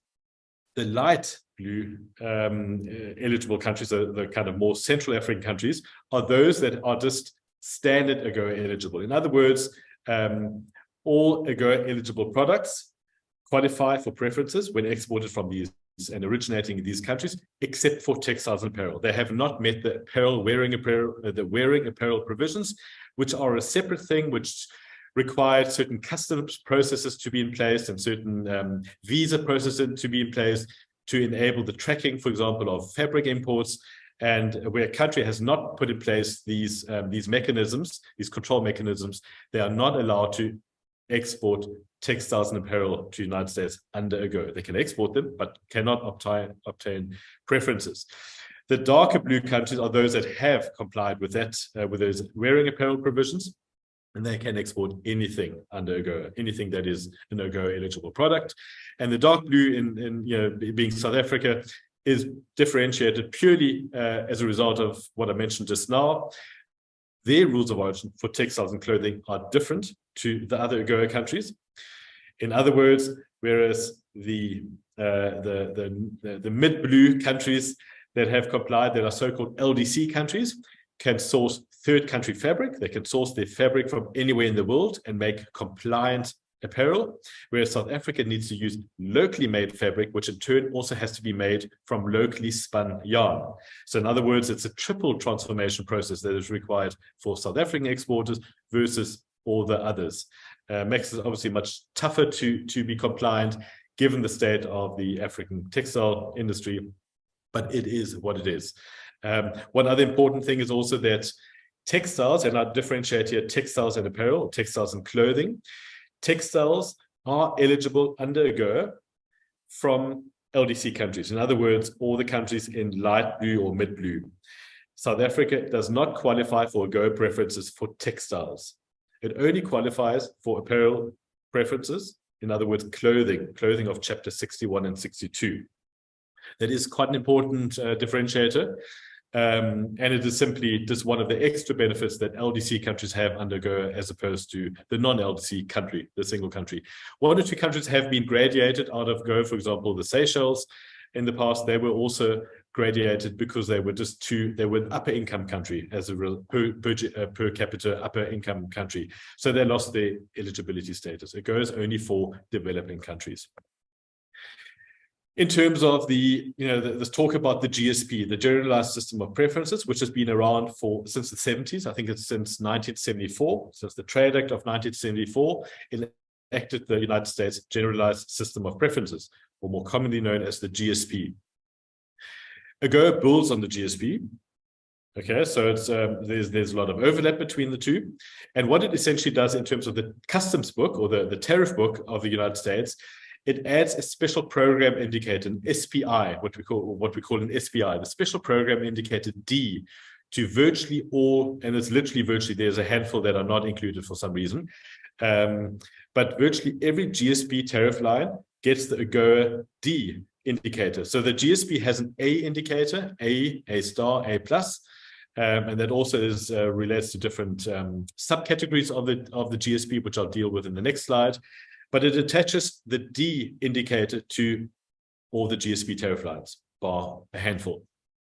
So that is important for the importer clearing goods under AGOA preference, duty-free under AGOA preference, needs to use the D if they want to clear it under AGOA. And I think just one thing I also just want to make clear again, AGOA removes import duties. Okay, so trade that takes place under AGOA is duty-free, free of any import duty. There's no reduction in duties. That is, for example, something that happens with the Europeans. They reduce duties in some cases, they remove them in others, they have certain preferences, but AGOA removes duties completely for eligible products that are compliant with the rules of origin. In other words, they need to be originating in the exporting country, in the eligible beneficiary exporting country in order to benefit from AGOA, but there'll be no duties. What does not get removed, and I'll have that in the last point, and I'm going to jump to the last point quickly, is that AGOA does not remove quotas. Talking of Malawi, for example, early on, Malawi has a quota on tobacco exports. AGOA does not, unfortunately, remove that. And these quotas are fully utilized by AGOA. So up to that quota level, they are duty-free under AGOA. Beyond the quota level, duties apply. That is unfortunate, but it is what it is. I've heard of a case, for example, of Zambian exporters of peanut butter paste hitting that quota because peanut butter paste also has a quota. It has a fairly large quota for the world, also rather for certain countries, a fairly large quota overall. Certain countries have a large share of that quota, the NAFTA countries. Then the rest of the world has a very small quota. And that small quota for peanut butter paste gets utilized around about middle of January of each year. So literally for 2 weeks, there's duty-free access to the United States market.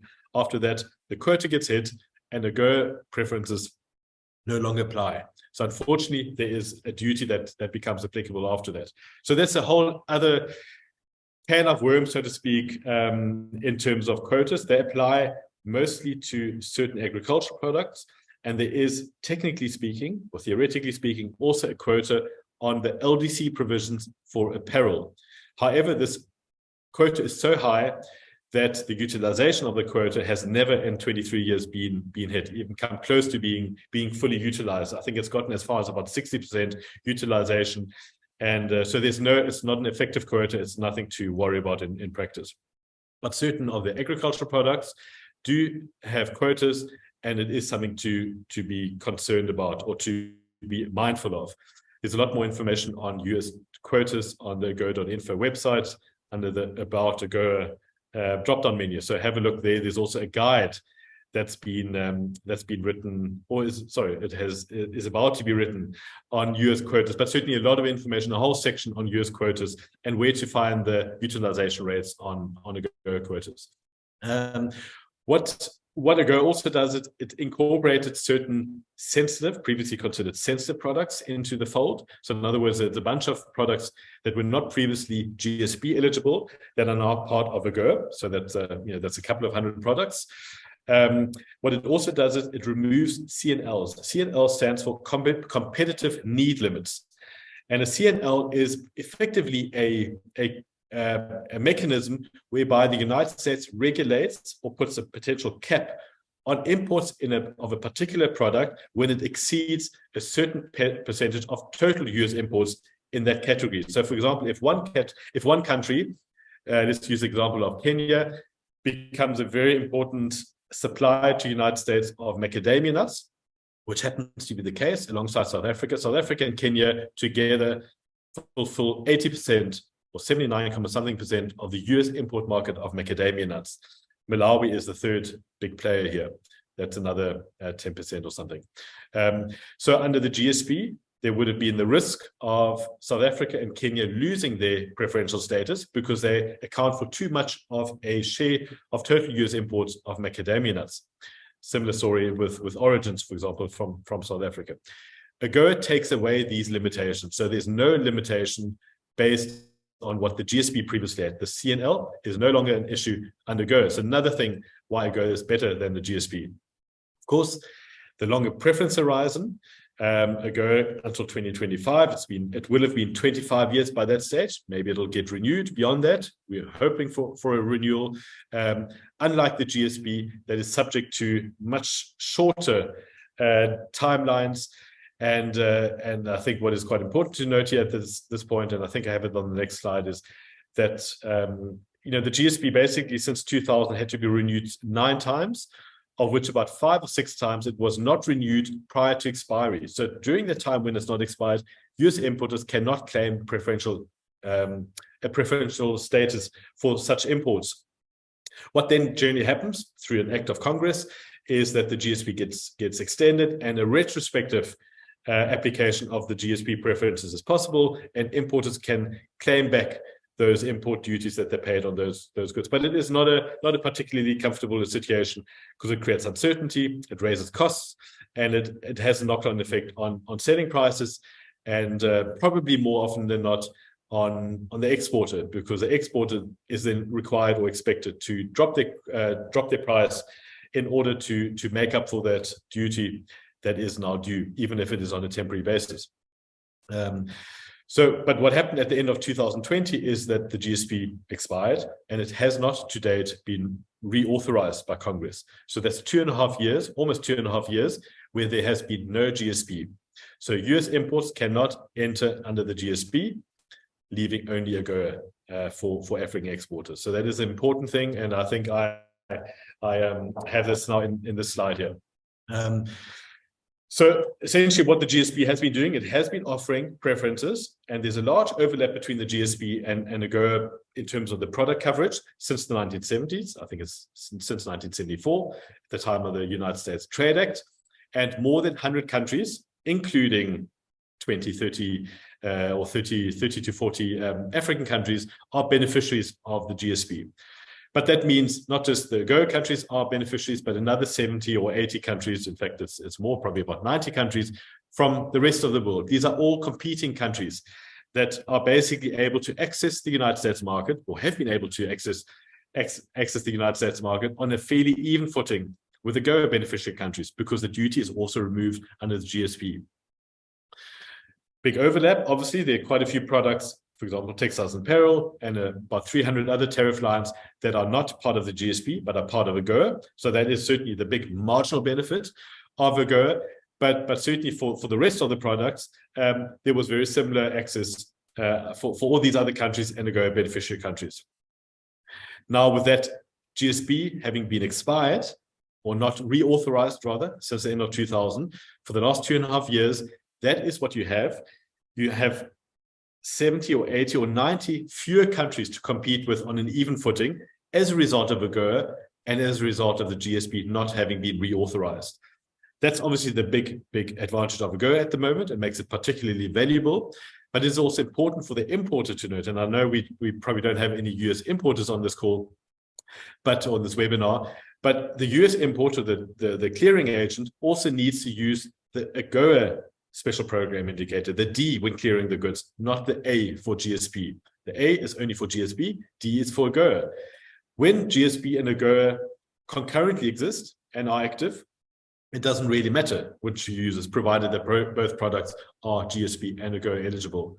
And you get your duty for the importer gets the duty-free access when clearing it. But at the moment, and since the end of 2000, you have to use AGOA only, and you cannot use the GSP. And if one looks at the trade data, there are still millions of dollars worth of imports from AGOA eligible countries in AGOA eligible products that are being cleared under GSP. Probably because the import agent is dealing with imports from all over the world, including from South Africa, or from African countries, from AGOA beneficiary countries, and possibly doesn't know any better, or just routinely clears it under GSP because it's always worked under the GSP, or is just expecting a reauthorization of the GSP and will claim back the import duty that is having to be paid now.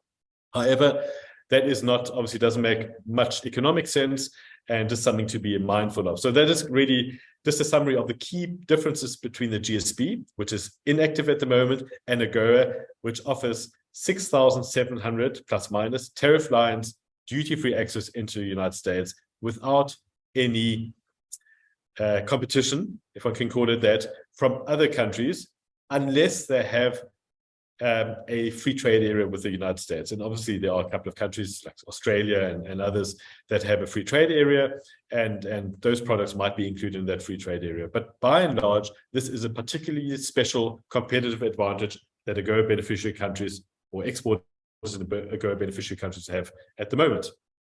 A snapshot here of essentially, you know, what's the breakdown in terms of what duties have to be paid on and how much is covered by AGOA. And there are different shades of blue, but I've kept it blue just to really differentiate between what is under AGOA, and there's anything that's blue can fall under AGOA or falls under AGOA, and what is not blue does not fall under AGOA, although it's not necessarily subject to duty. So starting with the left-hand side, the biggest quadrant, the 44%, those are products, roughly 5,500 tariff lines at the 8-digit level, HDS 8-digit level, that are duty-free, both under AGOA and under GSP, if the GSP is active. At the moment, it is only under AGOA, but it is essentially a GSP product, or these are GSP products as well, that have the special program indicator A in their, you know, in the tariff book, in the United States tariff book. So 44% of the roughly 11,500 tariff lines fall under AGOA and GSP. It does not matter under which program things are cleared, while both of these programs are active. At the moment, you have to use AGOA for these. Another roughly 270 products are AGOA, but do not have the GSP tariff indicator, program indicator. So that's the 2.5% quadrant, roughly 270 products, tariff lines, a couple of previously very sensitive products. This is not including textiles and clothing. This is non-textiles and non-clothing items that I've differentiated here. So roughly 270 really represent one of the key advantages of AGOA versus what other countries face. And then AGOA textiles and clothing categories are roughly another 1,400 tariff lines or 1,400 products, if one wants to call it that. These are duty-free as a result of AGOA. They are not duty-free under the GSP.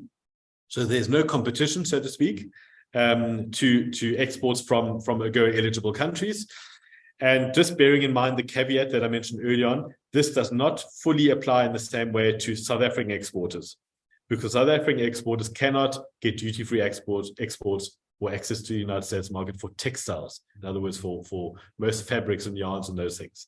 But all other countries, all other AGOA beneficiary countries do have full access under a special provision under Chapter 98 for textiles, and of course for all apparel goods of Chapter 61 and 62. And that includes South African exporters as well, subject to their own rules of origin.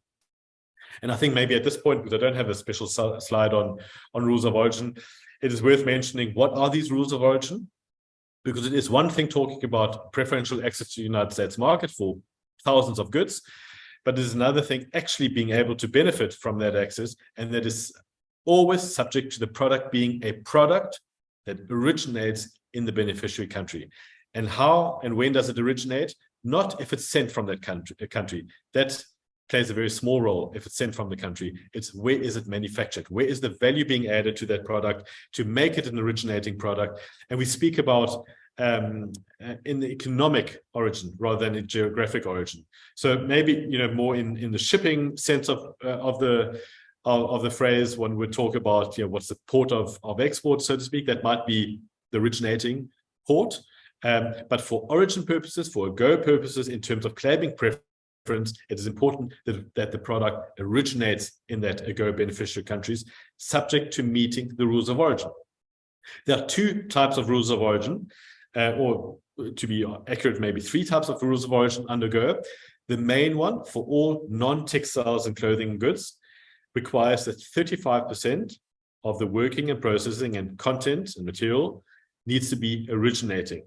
So as long as you, as 35% of that product you're sending is of local origin in the beneficiary country or in another beneficiary country under the accumulation rules. So for example, a South African exporter of motor vehicles can use leather sourced from Botswana to make the leather seats in that Mercedes-Benz.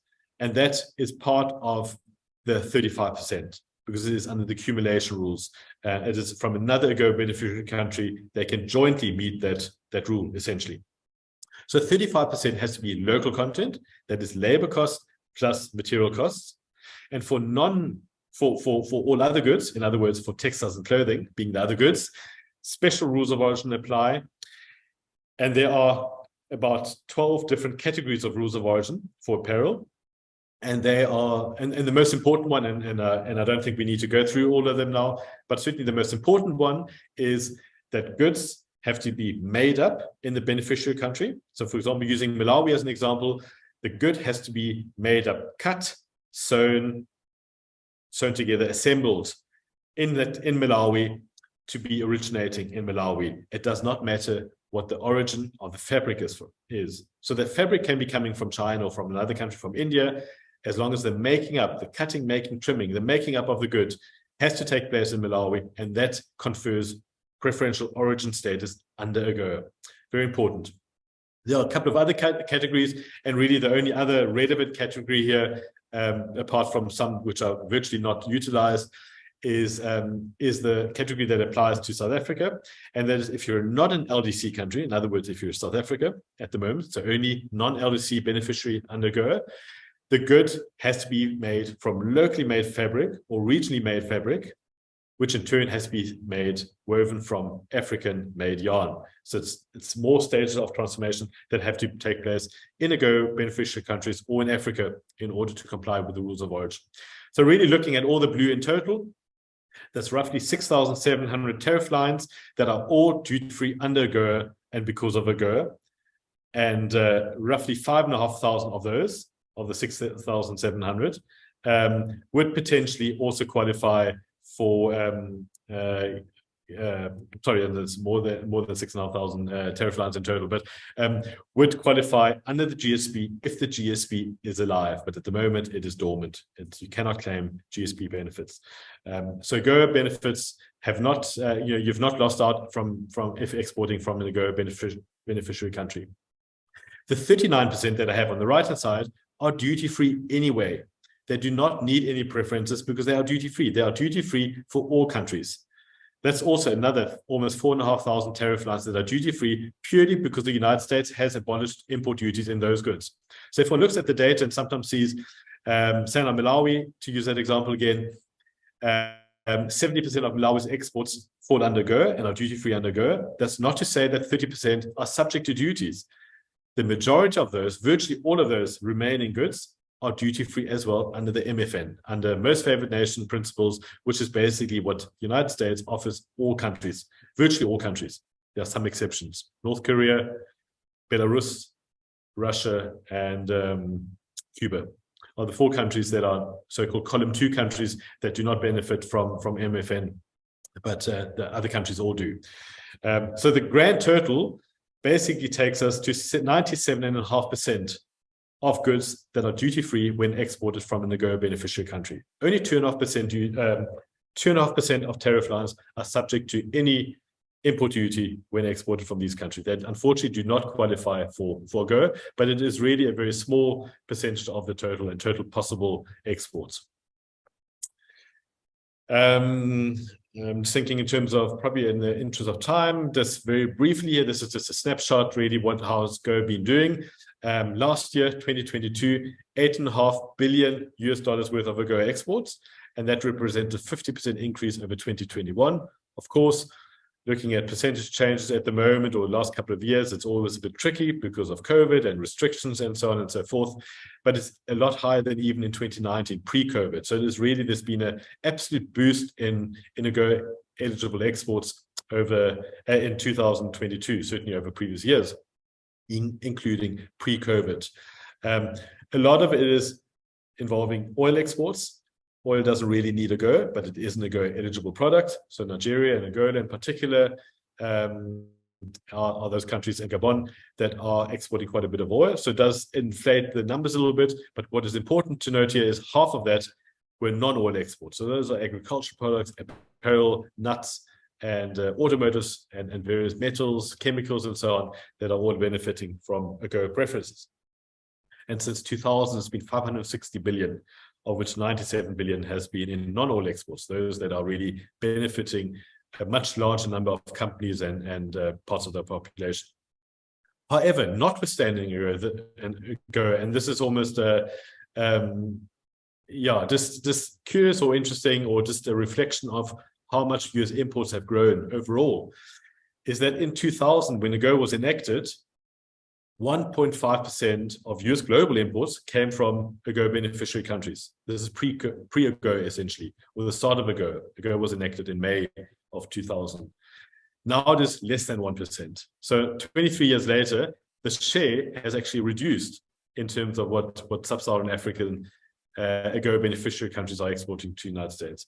Totals have not necessarily decreased, but the total US imports from all sources have increased by so much that we are being almost swept along, but our share has declined in relative terms. In terms of just looking ahead, and this is before I get to the last and slightly more practical session, when is AGOA expiring? That's in September 2025. That's not that long to go. That's 2 years to go, 2.5 years to go. There is, anyway, let me leave that comment for now. What is the fallback position?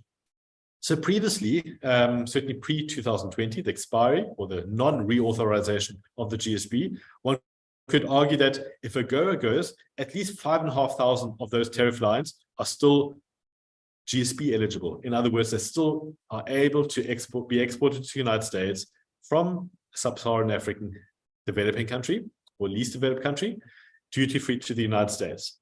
That was the fallback position, but it is a very shaky fallback position. As we know, at the moment, there is no GSP to fall back on, so there's nothing. So the fallback position is exactly nothing can be exported duty-free from these countries if it weren't for AGOA. So that is a little bit worrying. Another thing to consider, and that is something that is more relevant to South Africa than it is to other countries, is that the GSP has various different subcategories. So it has a category which is the general GSP scheme, of these, of which 3,500 tariffs, of roughly 5,500 in total, are available to all developing countries, the non-LDCs included. Okay. However, another roughly 2,000 tariff lines are only reserved for LDC countries. So an exporter, for example, in South Africa would not have that fallback position, only has a potential fallback position of 3,500 tariff lines at best. And that is assuming that the GSP gets renewed and reauthorized at some point. And there's talk about, but there's been talk about it for the last 2 years. It's a difficult political situation. I'm pretty sure it will be reauthorized, but that is just the status quo. And this has been the longest period of non-authorization of the GSP in history. So it is, normally it's a couple of months. Now it's been 2.5 years or going on 2.5 years. It's a long time for businesses to be trading without any preferences unless they have a go. So that fallback position is something, but it is a shaky fallback position, and it's just something to take note of. South Africa, at best, 3,500 tariff lines are duty-free. Other AGOA-eligible countries, if it wasn't for AGOA, at best, 5,500 tariff lines, provided that the GSP gets reauthorized. There was also a review that's been taking place of AGOA that was requested by the US Congress, the US Congress being those that or the party that is responsible for renewing AGOA or extending it or changing it or letting it lapse. They did a review of AGOA, and a 1-year study. They sent United States International Trade Commission to various African countries. They've been interviewing. I've had one of those interviews with them, and a couple of parties in South Africa and 3 other countries. And what they have found is that the overall economic development impact and poverty reduction impact appears to be minimal, which is obviously a bit concerning, some red warning lights there. But for some countries and sectors, it's been substantial. So again, Malawi could be used as an example. Lesotho can be used as an example. I think it's 95% of US exports all fall under AGOA. US exports, sorry, Lesotho's exports to the United States all are AGOA eligible and claim and are basically because of AGOA. So kind of for some countries and some sectors, it is absolutely critical. For others, it would have an impact. South Africa is the largest AGOA beneficiary country. It would have a substantial impact, the largest impact, but relative to the bigger, broader scheme of things, probably not quite as much as it would have for certain other countries. But however, there's talk about AGOA needs to be improved. What more can be done? I'm not quite sure what more can be done because it is already a fairly beneficial program. But certainly one thing, and we're seeing that already, is a lot more effort being placed in supporting African countries in utilizing AGOA benefits. And workshops like this, or agricultural extension office, or training and help with compliance and sanitary and phytosanitary measures and customs issues and so on. These are all issues which will probably assist with and labeling and food security and all those things will probably all be very helpful and possibly be considered. Might not be that easy to put that into legislation, but there might be a bigger budget for this kind of technical support of AGOA beneficiary countries and exporters. Now, reauthorization, it's 2.5 years to go. That is not a very long period of time. Of course, a lot of trade can still take place in that time, but there has been a push, quite a strong push this year already for a reauthorization. I believe there's a bit of work going on behind the scenes, a bit of lobbying and so on. More than a bit of lobbying, probably quite a lot of lobbying. So that is potentially good news. Whether all countries will have exactly the same benefits, that is quite uncertain. Will South Africa benefit in the same way? Also quite uncertain. But I think what is also important to consider, AGOA is not costing the United States anything. First of all, it doesn't account for much in terms of its overall imports, but and every trade, again, one needs to see this as is not just has an exporter that benefits, also an importer that benefits, and a consumer, US consumer that benefits. So there's always a win-win situation for both sides of the Atlantic, both parties. So it's really not a big cost to the United States. It's just a big benefit as well, and maybe a benefit that should somehow be expanded in certain ways. For example, could special quotas be put in place that are much bigger than current quotas? That quotas are a thing of the past for AGOA beneficiary countries. One possibility or one idea. There's also obviously the political and dimension around what if United States lets go of AGOA? What happens to these countries? What happens to other big international players that are interested in Africa?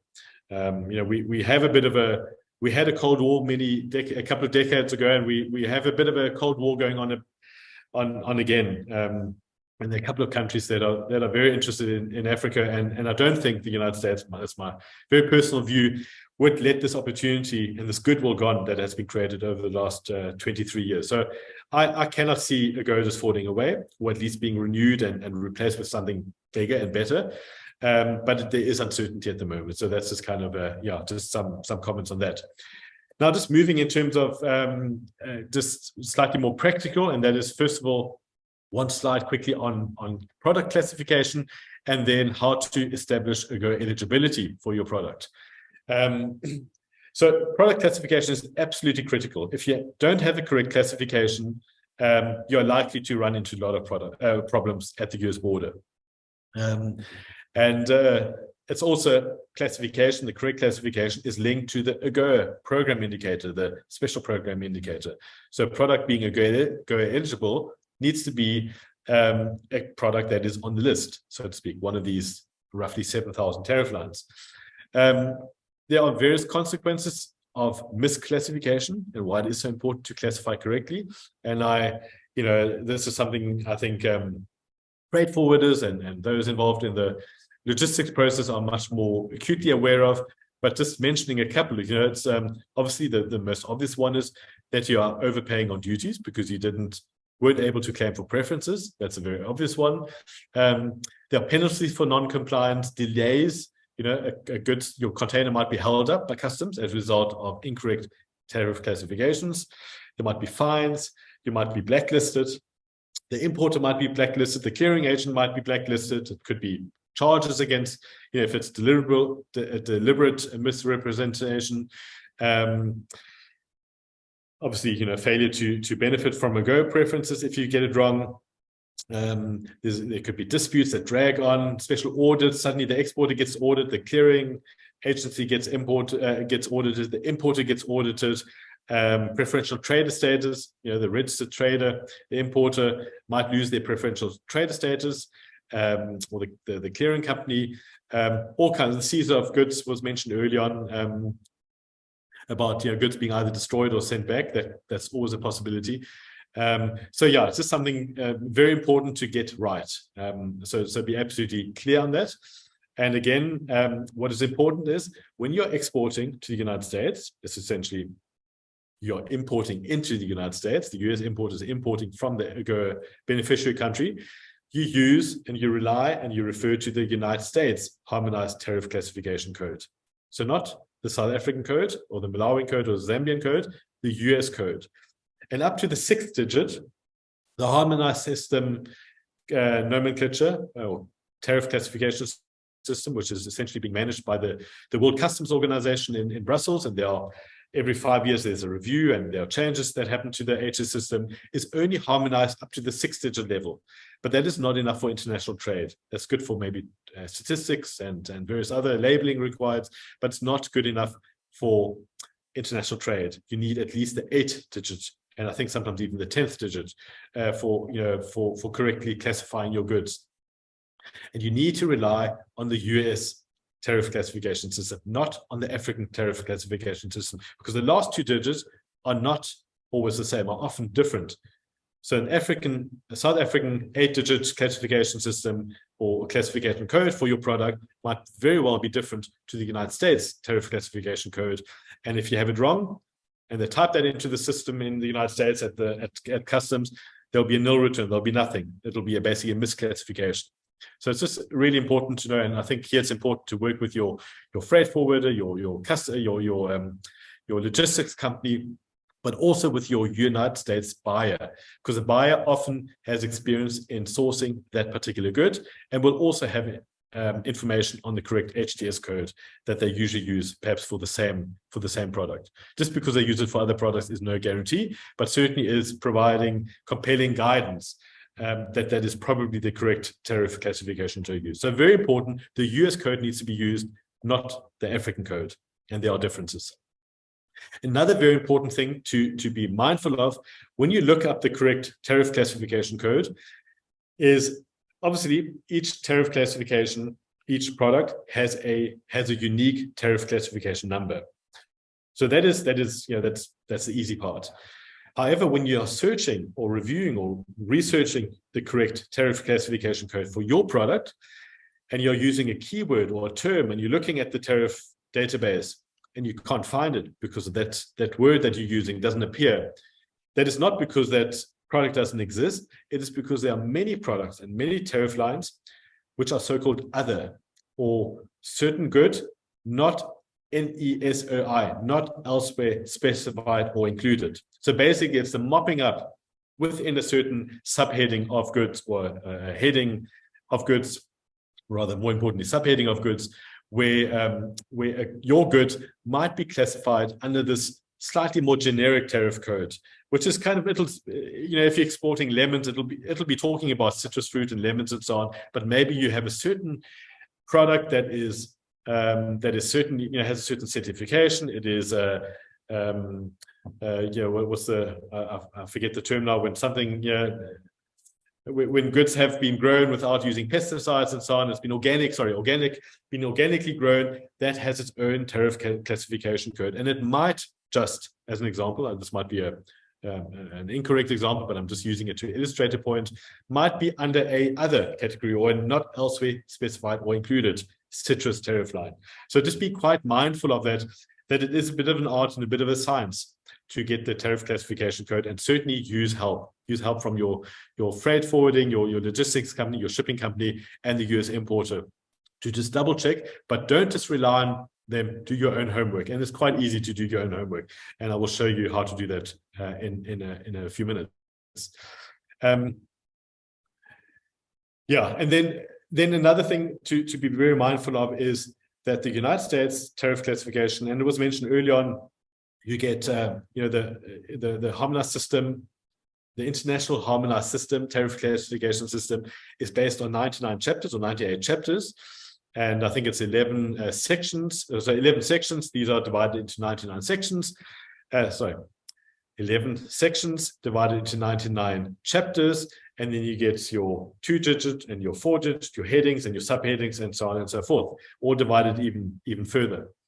But in the United States Harmonized Tariff Classification Code, in the HTS, there are also chapter notes. And the chapter notes are very important to consult, because sometimes there will be a product where it is really not clear where should such a product be classified under. Is it even a chapter 72 versus a chapter 80 something product? Because maybe it is cutlery made of a certain metal. Does it fall under that metal, or does it fall under certain household goods? Just to use again an illustrative example. And there you need to look at the notes of each chapter. So if you think it is something that falls under copper products, then you look under the copper chapter, which might be chapter 71 or 72. I don't know exactly which one, but it's early 70s. You look up the notes preceding that chapter. Or in that chapter, you download that chapter, which has obviously all the tariff lines, but also has notes. And you look at the notes if there's more guidance on your particular product in the notes, because the notes are very important. And there's a bit of devil in the detail, but it's absolutely essential that you consult the notes to each chapter if you are not quite sure which classification code to use. So these are the two important things. Or the takeaways maybe is consult the notes, and starting in reverse order now, consult the notes of your chapter, but also be mindful that if you're looking for a keyword to try and establish your tariff line, that keyword might not be part of the official wording of that tariff line. And it might even be a product that is either spelled differently, or is just grouped in a different way, or it is included in a tariff line that is a so-called other, or NESOI, not elsewhere specified or included. So it'll have a descriptor, but it'll be all those citrus products, NESOI, not elsewhere specified or included. Be mindful of those two things.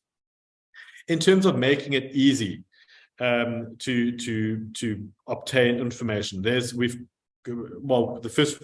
first one is, before we get to a tool, we've created a guide recently. And you can get it on the go.info website. I've taken a little screenshot there of the top little bit of the go.info website. It's under go.info. Just type in a go into Google. You've all been on a go.info, I'm sure. But type in a go.info, go to the website, and under the Exporter Toolkit menu, the top line, Go Guides and Infographics. And there's a whole section of around about 25 or 27 infographic or guides like this here. They are 2-page guides. They're not meant to be Bibles on anything. They're not meant to be requiring lots of reading. They are meant to be condensed information to give you a good crash course in a particular subject, or the Go performance of your particular country. So there are quite a few national guides as well. So this particular one is on classification code trade and explains how to look. It has a couple of QR codes, so you can scan that with your phone. You literally just hold your phone against the code, it'll come up with a link, and you can navigate to that link for external resources. But it just explains the importance of HS classification, which HS classification to use, where to find it, and there's also a little bit of information on paperwork and so on. Really, it's a quick and easy read, but it condenses quite a bit of information into 2 pages, a double-sided document. And there are quite a few others, for example, on barcoding. There's a new guide on barcodes. There's another guide on trade remedies, US trade remedies, and so on and so forth. So there are quite a few guides, basic exporter toolkit or basic exporter checklist, quite a few guides, wearing apparel, rules of origin, general rules of origin, eligibility requirements, all guides that are available for download and it's all free. In terms of just very practical, and I think these are my last 1 or 2 slides. Establishing the Go eligibility of your product. And this is just a very simple and easy tool. And there's always the United States official Department of Commerce HTS section where you can do all your research as well. It can get a little bit complicated on the US side, but it's entirely possible to use that as well. We've just tried to make it even easier for you, and at least to do that first research and do a bit of market research, because there's a bit of nice functionality that's integrated.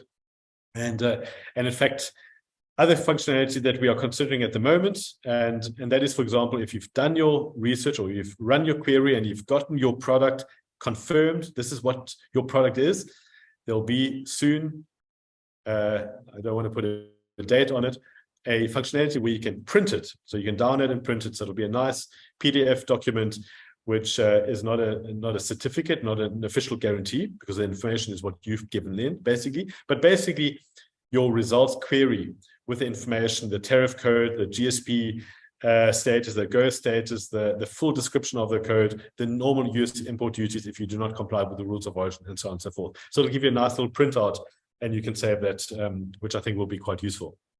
So again, if you navigate to the go.info website, top right is a little screen grab of the top part of the website. It's a very large portal, and that is really just the top 20% of the website on the homepage, on the landing page.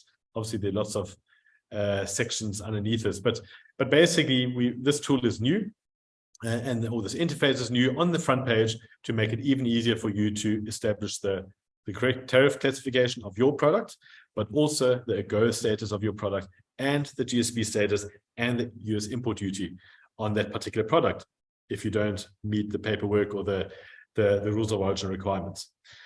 And you can search by name, the top field. So basically the part in the middle of the screen of the slide is a snapshot of that one block on the front page. That's very prominent right at the top of the page, almost at the top of the page.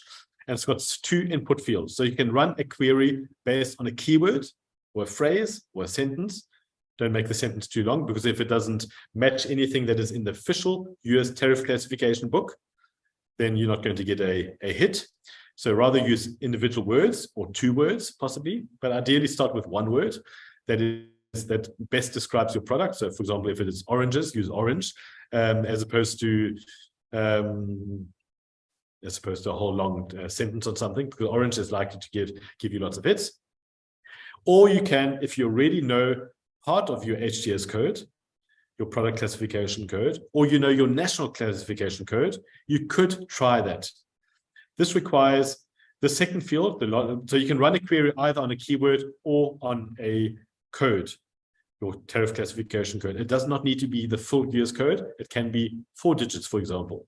And here the benefit is, if you know what the tariff classification code of your product is in your jurisdiction, in your country, which might differ from the US code at the 8-digit level, by all means, use the first 6 digits of that, because they will overlap. They will be the same. Use the first 6 digits of that, plug it into that second field, and press start your search. And it'll take you to a results screen. And I'll get to that results screen just now.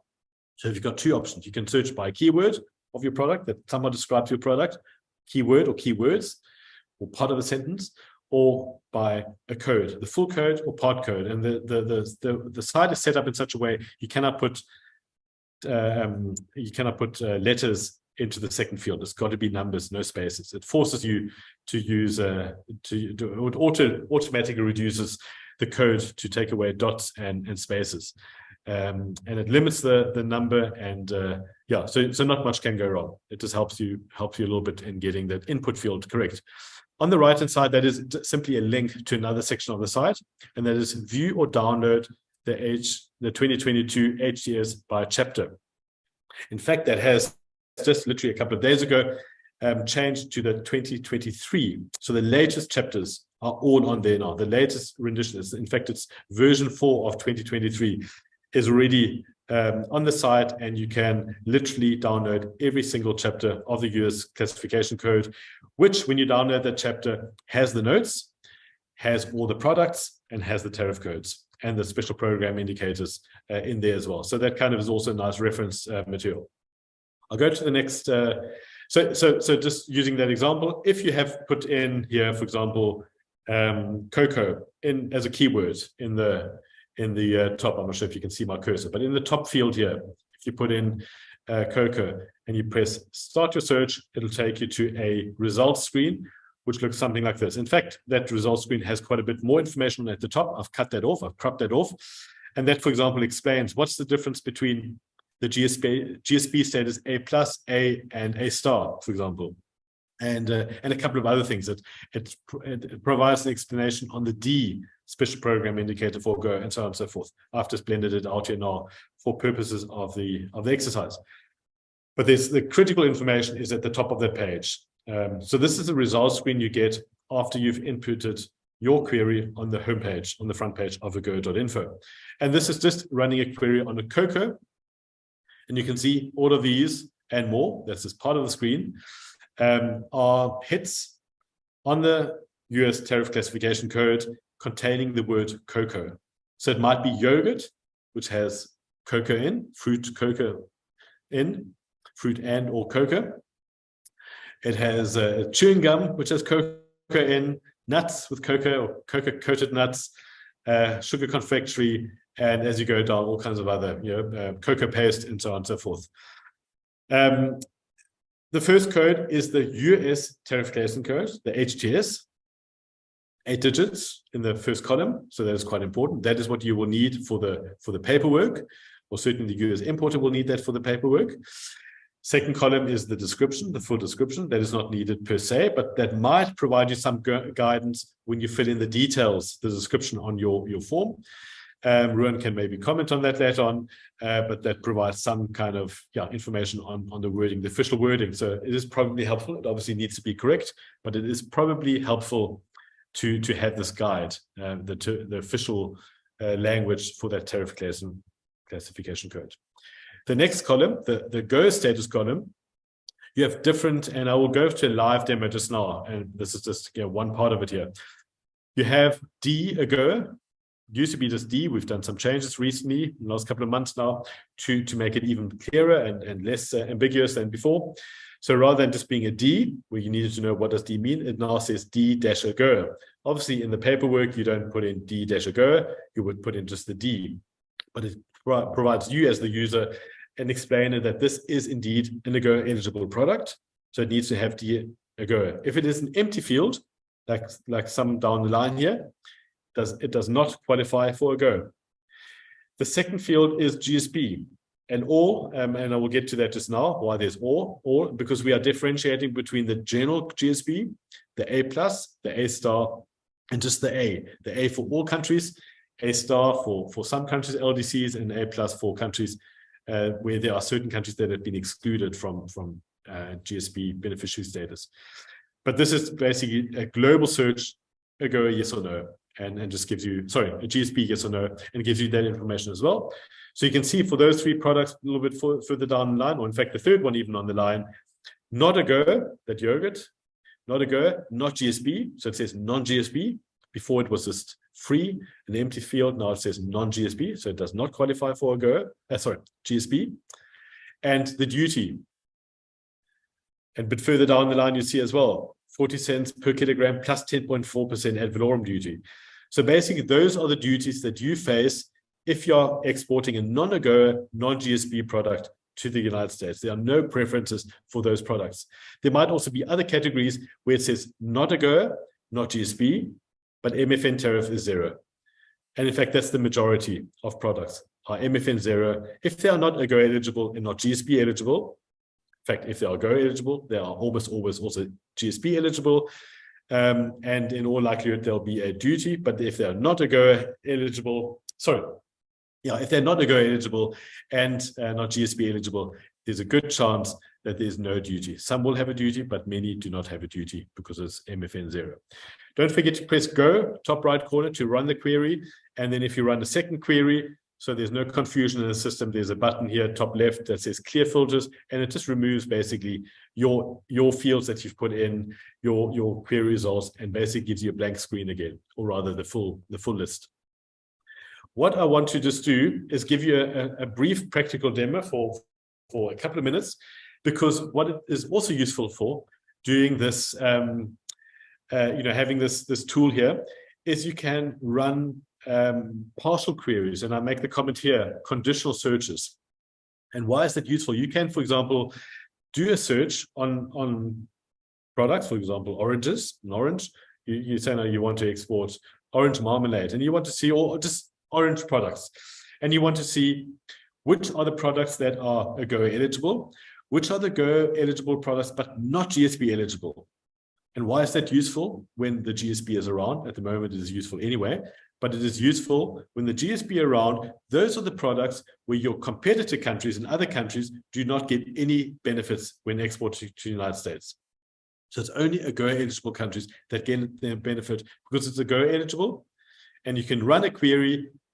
It needs to be AGOA eligible, so it needs to have the keyword orange, be AGOA eligible, but not GSP eligible. Or you can have it GSP eligible and AGOA eligible and be an orange, or something to do with the word orange in. You can run that query as well. So that list will be longer. And you can hone it down and do a bit of market research on what are your competitors having to pay when exporting to the United States.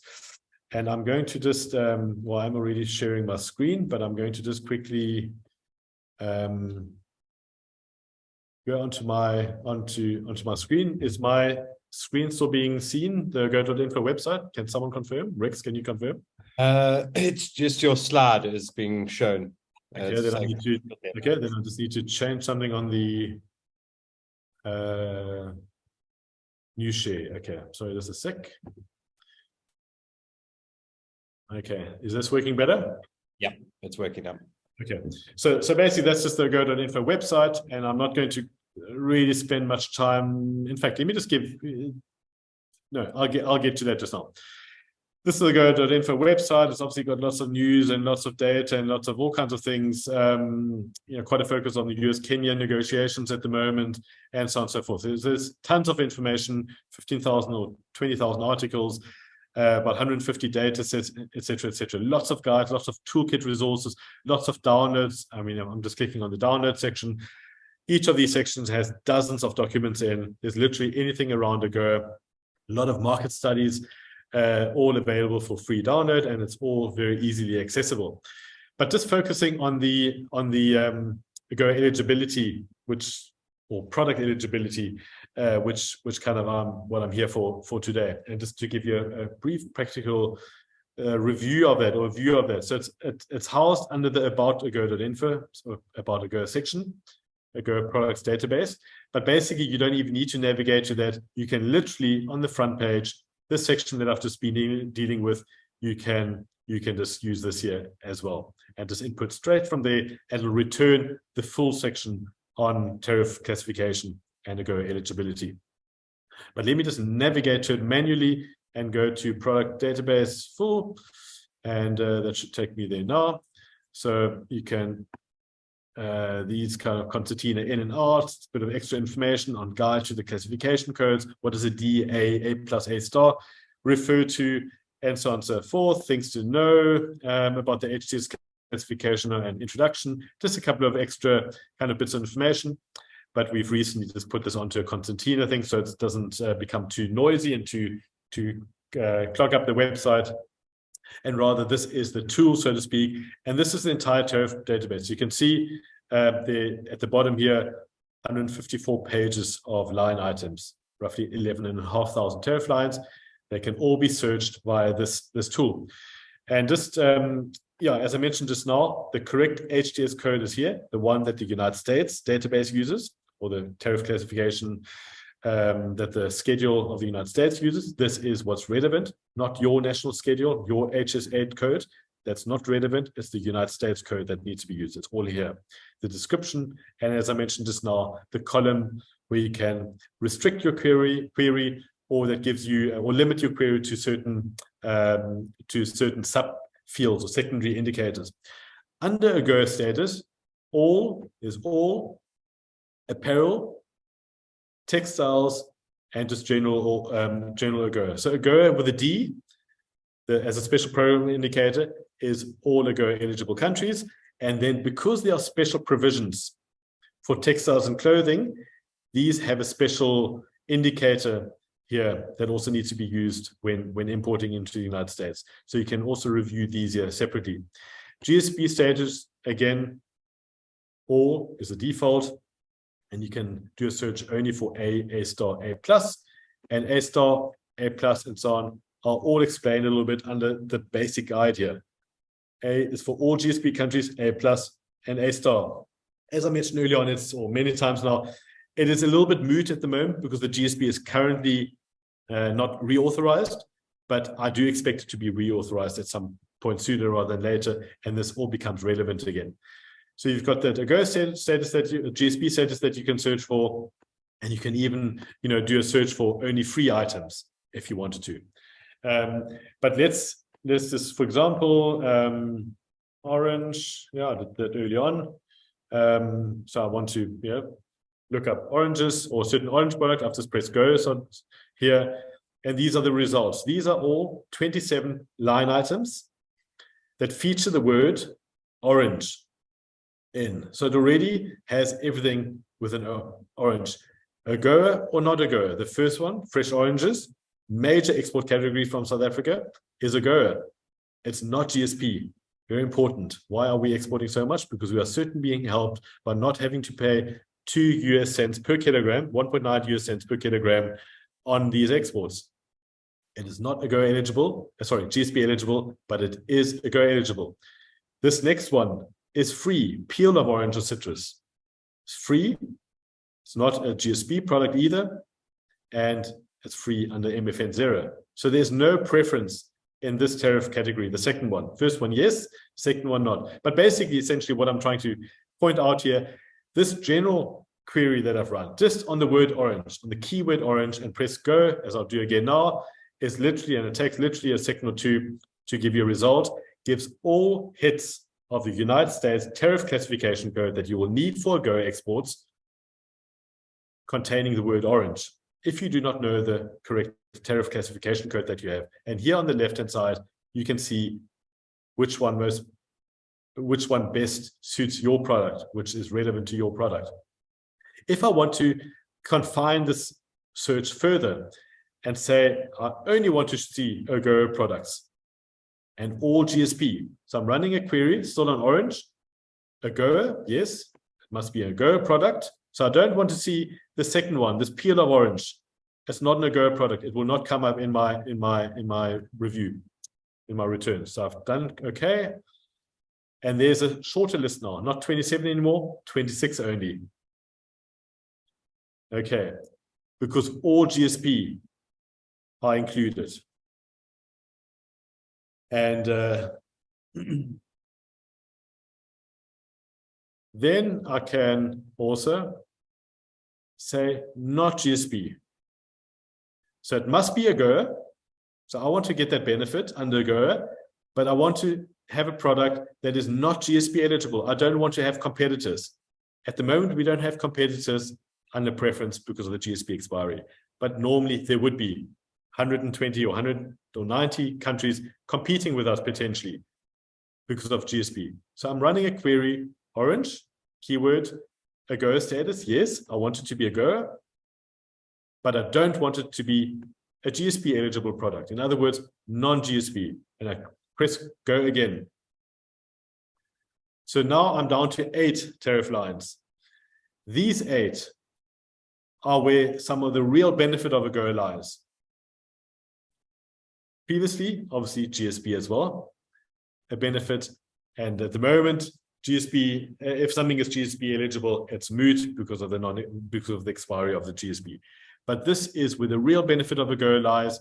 These are orange products with the keyword orange in that are AGOA eligible and that are not GSP eligible. So any exporter previously under the GSP cannot get any benefits because it's not GSP eligible. These are the duties. The last column shows the duty into the United States. Orange juice, 7.85 cents per liter. That's quite a bit in local currency, in African currency. And that's just an extra import duty that doesn't even cover anything else except it is a tax. I can also do a query on, let's quickly look up, if I'm a South African exporter. That means I look at the tariff classification codes. I want to see what GSP products, because South Africa is also a GSP beneficiary, have the A as well. So I will only confine it to A and run another query. That leaves me with only one product. So when AGOA goes, or AGOA is gone for some reason, and we have the GSP, only one tariff line still allows a South African exporter to benefit and have preferential access to the United States market. And that is this particular one. And this is lead. It's not even a fruit. So it's a metal, but it's got the word orange in. So it's just an example how technically I, as an exporter at the moment, can do a bit of future planning. What is AGOA eligible? What do my competitor countries not get because I'm getting it under AGOA? And what is the consequence if AGOA goes? I run a query. What is AGOA? And what is only general GSP and not LDC GSP, being from a non-LDC country now, for example. Or I can run the query similarly on only LDC countries in A+. And I'm doing that now. Press go. And I get 10 hits on this. These are all AGOA eligible.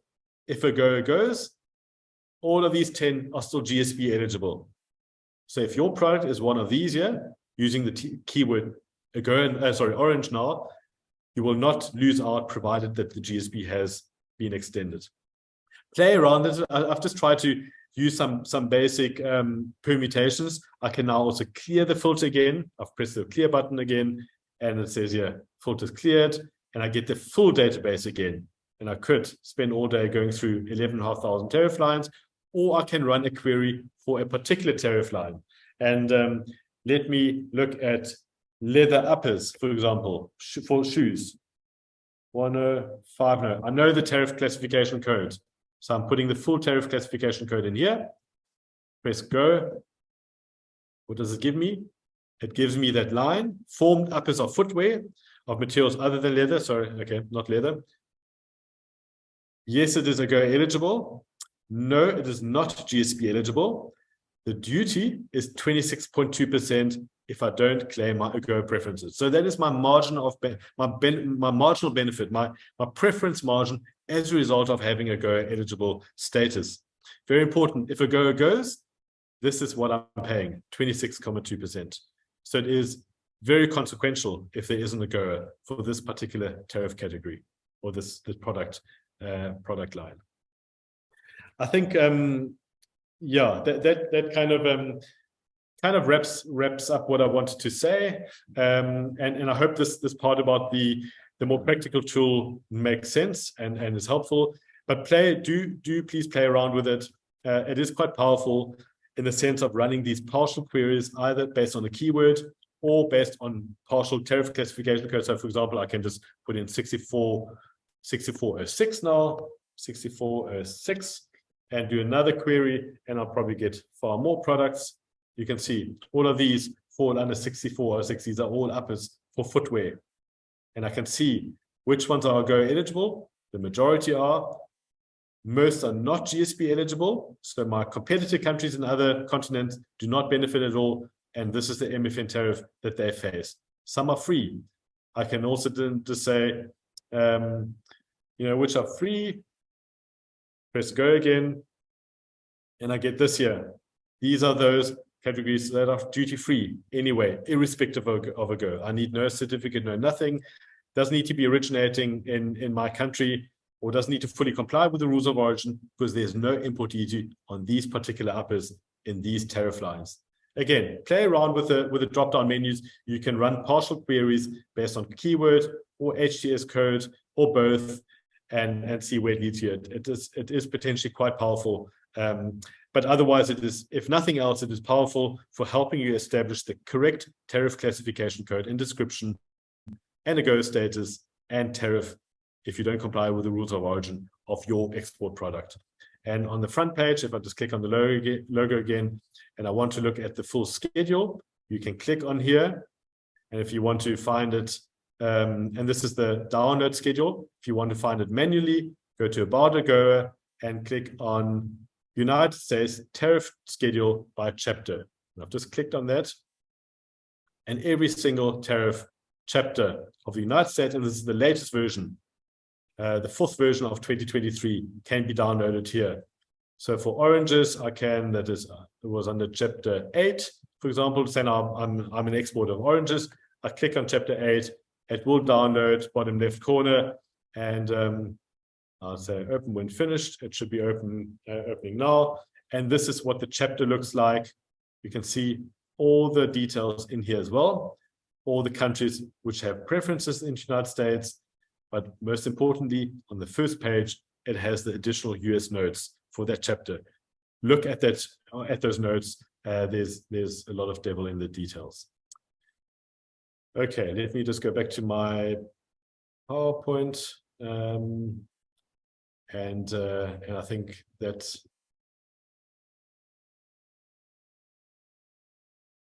concludes my part. Rex, I've ended where I was meant to end, but started early. Great. But thank you for your patience. Indulgence. Thank you, Eckhard. Yeah, that was pretty detailed and informative, and given us some good insight. I don't think we have any questions here. There was someone asking about how to find out what their HS code is. Does your platform, your website, have something on that? Yeah, I mean, just I hope I'm not completely missing the point. So how to find out the HS code? So basically, maybe I should just answer that. The United States uses the word HTS code, not HS code. It's a harmonized tariff schedule as opposed to the HS code. The HS is the internationally harmonized HS system, the nomenclature, the basic Bible for the tariff classification codes that are used globally by all countries. Virtually every country uses them. But they're only harmonized up to the 6th digit. That is the HS code. First 6 digits are the HS code. Anything beyond that is national prerogative, and countries may make amendments, may put in different descriptions, different codes, whatever. But that is what's used for international trade, the 8-digit code. So it is quite important to look at the national. So the HS code, the internationally harmonized code, up to the 6th digit, can also be looked up via this tool. So you can use it. You can use it as guidance for exporting to other countries.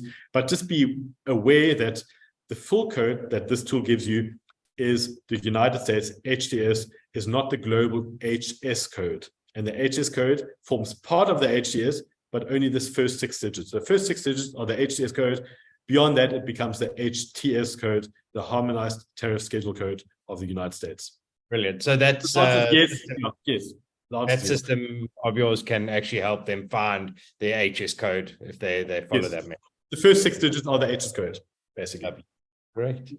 Okay, well, brilliant. Well, thanks very much for with that information, Eckhard. As advised in the beginning of this presentation, we are working with Eckhard and his team on support and eligibility. So if you are still unsure of stuff and not able to find information that you need on our go.info, please give us a shout. Same goes for logistics. Please don't hesitate to give us a call about that, and we can find the right information from Ruan and his team on that. And yeah, stay tuned. We've got another 3 of these sessions coming up, 1 per month. So the next one will be at the beginning of June. And yeah, it'll be a little bit of other information on how to get your product into the market. So please make sure to go onto go.info, play around with the site. There's lots of things, and as Eckhard mentioned, as exporter toolkits and eligibility systems where you can find out about your products. So yeah, get on there, have a look at it, and if you're still unsure, give us a shout. Well, thank you everyone for today. Signing off now, and speaking to a lot of you over the next few weeks. Thank you. Thanks very much.